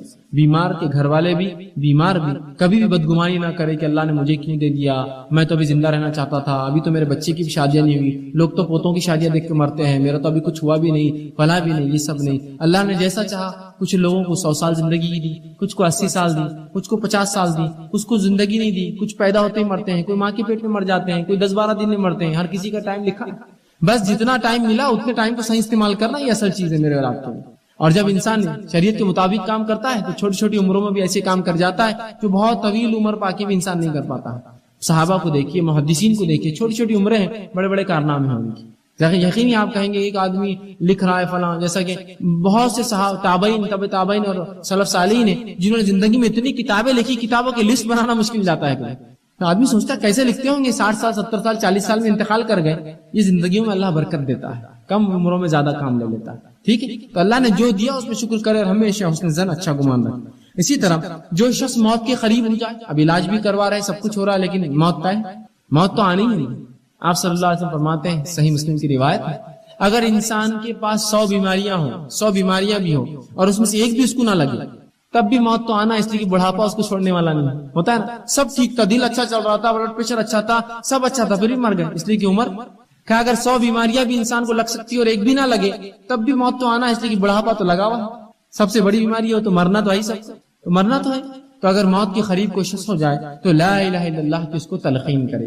تلقین مطلب اس سے کہے کہ لا الہ الا اللہ پڑھو، اور خود بھی وہاں لا الہ الا اللہ محمد رسول سے پڑھے، تاکہ اگر وہ ہوش میں نہ بھی ہو تو اپنے ہوش میں آنے سے پہلے، یا اسے کان سنتے رہتے ہیں، کبھی کبھار آدمی کی آنکھیں بند ہوتی ہے، وہ بھی کلمہ پڑھنا شروع کر دے لا الہ الا اللہ، تو تلقین کیا کیجیے، یہ ایک اچھا عمل ہے۔ اور آپ صلی اللہ علیہ وسلم نے اس کے تعلق سے فرمایا اور کہا، صحیح مسلم کی حدیث ہے، لقنوا امواتکم لا الہ الا اللہ، تلقین کرو اپنے موت کے قریب لوگوں کو لا الہ الا اللہ۔ اور آگے فرماتے ہیں، وہ سنن ابو داؤد کی روایت میں ہم نے فرمایا، من کان آخر کلامی لا الہ الا اللہ دخل الجنہ، جس کا آخری کلمہ یہ رہا لا الہ الا اللہ، وہ جنت میں جانے والا ہے۔ اس لیے کہ میں نے جیسا اس سے پہلے بتایا تھا، جیسی موت ہوگی ویسا اٹھیں گا، کلمہ پڑھتے ہوئے مرا، کلمہ پڑھتے اٹھیں گا، طواف کے دوران مرا، طواف کی حالت میں اٹھیں گا، جہاد کی حالت میں مرا، مجاہد اٹھیں گا، ظاہر سی بات ہے، نماز کی حالت میں مرا، نمازی اٹھیں گا، سجدے کی حالت میں سجدہ لا الہ پڑھتے لا الہ، گانا گاتے ہوئے مرا تو گانا گاتے ہوئے اٹھیں گا، شراب کی حالت میں مرا شرابی اٹھیں گا، زنا کی حالت میں مرا زانی اٹھیں گا، بدکاری میں اور گناہ میں مرا تو گناہ میں اٹھیں گا، سیدھی سی بات۔ تو کہ من کان آخر کلمہ، جس کے آخری کلمات یہ لا الہ الا اللہ دخل الجنہ، اس کے لیے تو پھر جنت۔ ایک حدیث میں فرمایا، جس کا اول کلمہ لا الہ الا اللہ ہو اور آخر کلمہ لا الہ، وہ جنت میں، مطلب جب بات کرے بچہ تو لا الہ کہے، اور جب مرے تو یہ بھی جنتی ہے، ٹھیک۔ تو لا الہ الا اللہ کی تلقین ضرور کرے ایسے لوگوں کو جن کو لگتا ہے کہ موت کے قریب ہے، ٹھیک ہے۔ اسی طرح ان لوگوں سے جو موت کے قریب ہو جائے، جن کی آپ تلقین کر رہے ہیں، ان کو کوئی چیز پلانے اور کھلانے کی کوشش اور خاموخواہ چیزیں باتیں نہ کرے۔ بہت سے لوگ ہوتے ہیں، مثال کے طور پہ ایک عورت ہے جس کا انتقال ہو رہا ہے، گھر کی پوری عورتیں جمع ہو جاتی ہے، ارے پانی پلاؤ، ارے دودھ پلاؤ، دودھ پانی سے کیا ہونے والا ہے، مرنے والا ہے انسان۔ وہ امی وہ زیور کا کیا کروں، وہ مالا کس کو دینے کا ہے، یہ گھر میں ہی رکھ لوں کیا، یہ بچی کا کیا کرنے کا ہے، یہ فلاں کا یہ کر دوں کیا، اس کے لیے کچھ بول رہے نہیں آپ، یہ سب مت کیجیے، وہ جا رہا ہے، ختم ہو رہا ہے دنیا سے، چھوڑ دیجیے مسئلے مسائل، آخرت میں ہو جائیں گا، بعد میں طے کر سکتے۔ وراثت کے پورے مسائل قرآن نے بیان کر دی، ایسا کوئی مسئلہ انسانی شعبے زندگی کا نہیں چھوڑا جس کا حل نہیں دیا، یہ سب پوچھنے کا تھوڑی، وراثت کی تقسیم بتا دی، لیکن ایسے سوالات کرتے اور خاموخواہ پلانے اور کھلانے کی کوشش کرتے ہیں، اس کی جانکری میں جان ہے اور اس کو دودھ پلاتے ہیں، پیو، انگلیاں ڈال ڈال کے پلاتے ہیں، سبحان اللہ، وہ مر رہا ہے، چھوڑ دیجیے اس کو، آپ یہ دودھ پلانے سے پانی سے کچھ فائدہ نہیں ہونے والا ہے، علم نہیں ہے، جہالت ہوتی ہے، وہ کلمہ پڑھنا چاہتے ہیں، پڑھنے دے کے اس کو پانیاں پلاتے ہیں، اس کو دودھ پلاتے ہیں، اس کو دوا کھلانے کی کوشش کرتے ہیں، چھوڑ دیجیے اس کو، چھوڑ دیجیے اس کو، تلقین کیجیے کلمات، ٹھیک۔ تو کچھ پوچھنے کی، وراثت کے تعلق سے یہ سب پوچھنے کی ضرورت نہیں ہے، پانی پلانے کی اور دودھ پلانے کی، بلکہ آپ اس کو تلقین کیجیے اور جو ہے اس کو اور بڑھاوا دیجیے کہ فلاں چیز پڑھو، فلاں چیز پڑھو۔ اسی طرح موت کی علامتیں اگر ظاہر ہو جائے تو، ابھی تو یہ موت سے پہلے کچھ ایسا لگ رہا ہے کہ مر جائیں گے، موت کی علامتیں ظاہر ہونا شروع ہو گئی کسی انسان پر، تب ہم کیا کریں؟ تو جب کسی انسان پر موت کی علامتیں ظاہر ہو جائے، اس طرح کی بیماری کا خاتمہ موت ہی، زندگی کا خاتمہ ہی موت، بیماری یا تو شفا یاب ہوں گی یا تو پھر انسان مر جائیں گا، دو ہی چیزیں ہو سکتی ہیں۔ تب کیا کریں؟ تو سب سے پہلا کام یہ کریں گے، جب موت کے علامتیں ظاہر ہونا شروع ہو تو اس کو دائیں پہلو پر لٹانے کی کوشش کریں، اگر آسانی سے ہو تو سیدھے ہاتھ کی کروٹ، سیدھی کروٹ جو بولتے ہیں، اور اس کا چہرہ ایسی کروٹ کرے سیدھی ہاتھ کر کے کہ قبلے رخ ہو جائے، پاسبل ہو تو، ضروری نہیں، ممکن ہو تو، مثال کے طور پر پیشنٹ ایسا لیٹا ہوا ہے، قبلہ یہ طرف ہے، سیدھے ہاتھ پہ کر دیجیے تو اس کا منہ قبلے کی طرف ہو جائے، تاکہ قبلے کی طرف اس کا منہ ہو جب اس کا انتقال ہو۔ اس لیے کہ رسول اللہ صلی اللہ علیہ وسلم نے فرمایا کہ قبلہ کعبہ ہمارے مردوں اور زندوں دونوں کا قبلہ ہے، اور ہر عمل کوشش کرنا چاہیے کہ قبلے کی طرف دیکھ کر انسان کرے، یہ افضل ہے، ضروری نہیں، نماز تو فرض ہے قبلے کی طرف دیکھ کر پڑھنا، لیکن باقی اعمال میں بھی کوشش کر سکتے ہیں، جیسے قرآن پڑھنا تو قبلے کی طرف، دعا کرنا ہے تب بھی کر سکتے ہیں، اس لیے کہ کعبہ ہمارا قبلہ ہے، اور کوشش کرنا چاہیے ہر عبادت میں اس کی طرف منہ ہو ہمارا، لیکن کوئی ضروری نہیں، نماز چھوڑ کر باقی چیزوں میں سنت ہے، کوشش کرے۔ تو اب مردہ مرنے پہ بیچارہ جو مریض ہے اس کو بھی آپ کوشش کریں آسانی سے، اس کے جسم کے اعتبار سے، حالات اور سہولت کے اعتبار سے، کوئی ضروری نہیں کہ آپ کھینچتان کرے بیچارے کے ساتھ، اگر سہولت ہو تو کر دے سیدھے طرف اور چہرہ ادھر ہو جائے، لیکن اگر ویسا پاسبل اگر نہیں ہے تو اس کا چہرہ قبلے کی طرف کرنے کی کوشش کرے، وہ تو ہو سکتا ہے، اگر وہ سیدھے طرف نہ بھی ہو، اگر وہ سیدھا لیٹتا ہے، مطلب چت لیٹ رہا ہے، اس کو سیدھا ہونا نہیں آتا ہے، کروٹ نہیں لے سکتا ہے، تو آپ اس کو سیدھا ہی رہنے دیجیے، اس کا چہرہ قبلے کی طرف کر دیجیے۔ اب چہرہ قبلے کی طرف کیسا کریں گے ایک انسان کا؟ ظاہر سی بات ہے، اس کے پیر قبلے کی طرف کریں گے تو چہرہ قبلے کی طرف ہو جائیں گے، سیدھی سی بات۔ جب پیر قبلے کی طرف ہوں گے تو خود بخود چہرہ قبلے کی طرف ہوگا نہیں ہوگا؟ تو یہی ہے، یاد رکھیے. بہت سے لوگ بولتے ہیں مرنے کے بعد پیر قبلے کی طرف کرنا، پیر قبلے کی طرف نہیں میرے بھائی، اس کا چہرہ کر رہے ہیں ہم.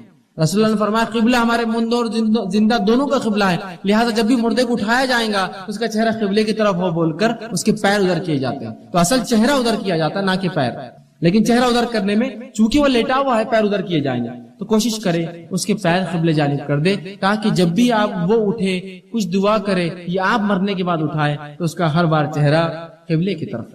ٹھیک ہے، تو اس کو لٹانے کی کوشش کیجیے یا پھر اس کا چہرہ قبلے کی طرف کی، جس کے لیے پیر اس کے قبلے جانب آپ کو کر دینے ہوں گے. اسی طرح مرنے والے کے قریب سورہ یاسین آپ پڑھ سکتے ہیں. سنن ابو داؤد کی روایت ہے، حسن درجے کی حدیث ہے. آپ صلی اللہ علیہ وسلم فرما رکھا ہے اقرأوا یاسین علی امواتکم، اپنے مرنے والے پر یاسین پڑھو. اپنے، اس کا عام ترجمہ ہوگا اپنے مردوں پر یاسین پڑھو، لیکن مردوں سے مراد یہاں مرنے والا ہے نہ کہ مرنے کے بعد. یہاں مرنے کے بعد خبر پہ جا کے لوگ پورا یاسین پڑھتے کھڑے رہتے ہیں، جب نہیں ہوں. مرنے والے پر جو مر رہا ہے، اس لیے کہ جب کسی کی جان جو ہے جانے والی یقین ہے اس کو بھی عربی میں موتا ہی کہا جائے گا، وہ بھی میت کہا جاتا ہے، اس لیے کہ اب بچ نہیں سکتا ہے. تو کہا اپنے اموات مرنے والے پر یاسین پڑھا کرو، مردوں پر نہیں، مرنے کے بعد نہیں، مرنے والے پر. جب زندہ ہے ابھی سن سکتا ہے، تلقین حاصل ہو سکتی ہے تو سورہ یاسین پڑھنا چاہیے. اور سورہ یاسین کی بس اتنی ہی فضیلت آتی ہے، اس کے علاوہ قرآن کا دل ہے، فلاں ہے، یہ سب حدیث موضوع ہے، یاد رکھیے. تو پڑھنا چاہیے، کوشش کرے کہ مرنے کے قریب ہو تو اس کو پڑھے، یہ حسن درجے کی حدیث. اسی طرح سورہ یاسین کے علاوہ مرنے والے کے پاس یاسین مرنے کے بعد خبر پہ نہیں، اسی وقت پڑھنا. اسی کے بعد اگر مرنے کے بعد اس کی آنکھیں اگر انتقال کر جائے تو ہو سکتا ہے اللہ شفا دے، کچھ کو شفا نہ بھی دے. اللہ سے امید رکھے، بدگمانی نہ کرے، اس کا بدلہ اللہ آخرت بیماری دے گا. اور اگر انسان بیماری بہت زیادہ بڑھ جائے، موت کے قریب ہو، آپ نے تمام چیزیں کری، اب وہ مر جائے تو مرنے کے بعد صحیح مسلم کی روایت ہے اس کی آنکھوں کو بند کر دینا چاہیے. آپ صلی اللہ علیہ وسلم فرمایا، حدیث میں آتا ہے ابو سلمہ رضی اللہ عنہ کا انتقال ہوا، نبی اکرم صلی اللہ علیہ وسلم کے گھر گئے. گھر جانے سے پہلے ان کی روح قبض ہو چکی تھی لیکن ان کی آنکھیں کھلی تھی. آپ صلی اللہ علیہ وسلم فرمایا کہ جب کوئی انتقال کرے اس کی آنکھیں بند کر دیا کرو، اس لیے کہ جب اس کی روح نکلتی ہے اس کی آنکھیں اس کا پیچھا کرتی، پیچھے پیچھے جاتی ہے، تو لہٰذا آنکھیں بند کر دے. سہولت سے بند ہو جا رہی ٹھیک، نہ بند ہو رہی تو آپ چھوڑ دیں، کوئی ضروری نہیں، فرض نہیں، لیکن کوشش کرنا چاہیے جو مر جائے اس کی آنکھوں کو آپ جو ہے بند کر دیں. اس کو جسم کو سیدھا کرے، ٹھیک، ہو سکے تو پیروں کو باندھ دے انگوٹھے تاکہ جسم ٹیڑھا نہ ہو جائے، یا موت کی تکلیف سے انسان جو ہے وہ ہوتا ہے. ہاتھوں کو سیدھا کر دے، سیدھا لٹا دے، اس کا پیر قبلے طرف ہو تاکہ اس کا چہرہ اس طرف ہو، اور بہرحال موت کے بعد اس کی آنکھیں بند کرنے کی کوشش کرے. تو یہ بہرحال تمام چیزیں تھیں جو انسان بیماری سے لے کر یا بیمار ہو جائے تو بیماری کی شفا کے لیے، علاج کے لیے، بیمار کی تلقین کے لیے ہمارے کو کیا ہے کام ہے، ان کو کیا ہے، کن چیزوں سے رسول اللہ نے شفا مانگی، بیمار اگر موت کے قریب ہے تو کیا کریں، اور اگر مر جائے تو اس معاملے میں کیا کریں، یہ کر سکتے ہیں. اسی طرح اگر وہ مر جائے کوئی تو صحیح مسلم کی حدیث آپ نے فرمایا جب تم میں سے تم بیمار کے پاس یا میت کے پاس جاؤ تو اچھی باتیں کرو، اس لیے کہ فرشتے اس بات پر آمین کہتے ہیں. جب بیمار کے پاس جاؤ اور میت کے پاس جاؤ تو اچھی باتیں کرو، اس لیے کہ فرشتے اس پر آمین کہتے ہیں. تو ہر بار میت اور بیمار کے تعلق سے اچھے الفاظ ادا کرنا چاہیے، یہ سنت ہے. تو یہ چند باتیں تھیں جو میں نے مناسب سمجھی آپ کے سامنے بیماری اور اسلام سلمان کے تحت رکھوں، تاکہ بیماری ایک انسانی سماج کا حصہ ہے. جب بھی کوئی بیمار ہو ان باتوں کو، ان نکات کو اگر ذہن میں رکھے تو انشاءاللہ عزیز اس بیماری پہ صبر کا ثواب گھر والوں کو، اس بیماری پر صبر کا ثواب میت کو، اگر مر جاتا ہے تو سب اس کو بھی ثواب اپنے صبر کا، اور اس کے ورثہ کو، اس کے بچے زندہ لوگوں کو بھی ثواب ملے گا. لہٰذا ہم کوشش کریں ان تمام شعبوں میں، زندگی کی بیماری تو خالی ایک مثال ہے، چاہے کوئی بھی مسئلہ ہو ہم شریعت کو مقدم رکھتے ہوئے سیکھنے کی کوشش کریں شریعت مجھ سے اور آپ سے کیا چاہتی ہے، اور اس کے مطابق اپنی زندگی کو ڈھالے. تو دیکھیے آپ بیماری بھی ثواب دیں گی، تنگ دستی بھی ثواب دیں گی، مشکل بھی ثواب دیں گا، تکلیفیں بھی ثواب دیں گی. ہر کٹھنائی انسان کے لیے، مومن کے لیے مفید ثابت ہوتی ہے. اسی پر اپنی بات ختم کروں گا. اللہ رب العزت سے دعا ہے کہ اللہ سبحانہ تعالیٰ کہنے سننے زیادہ ہمیں عمل کی توفیق عطا فرمائے، اپنے دین کا سمجھنا اور عمل کرنا ہمارے لیے آسان کرے، جب تک زندہ رکھے اسلام اور ایمان پر زندہ رکھے. خاتمہ ایمان پر. واخر دعوانا الحمدللہ رب العالمین.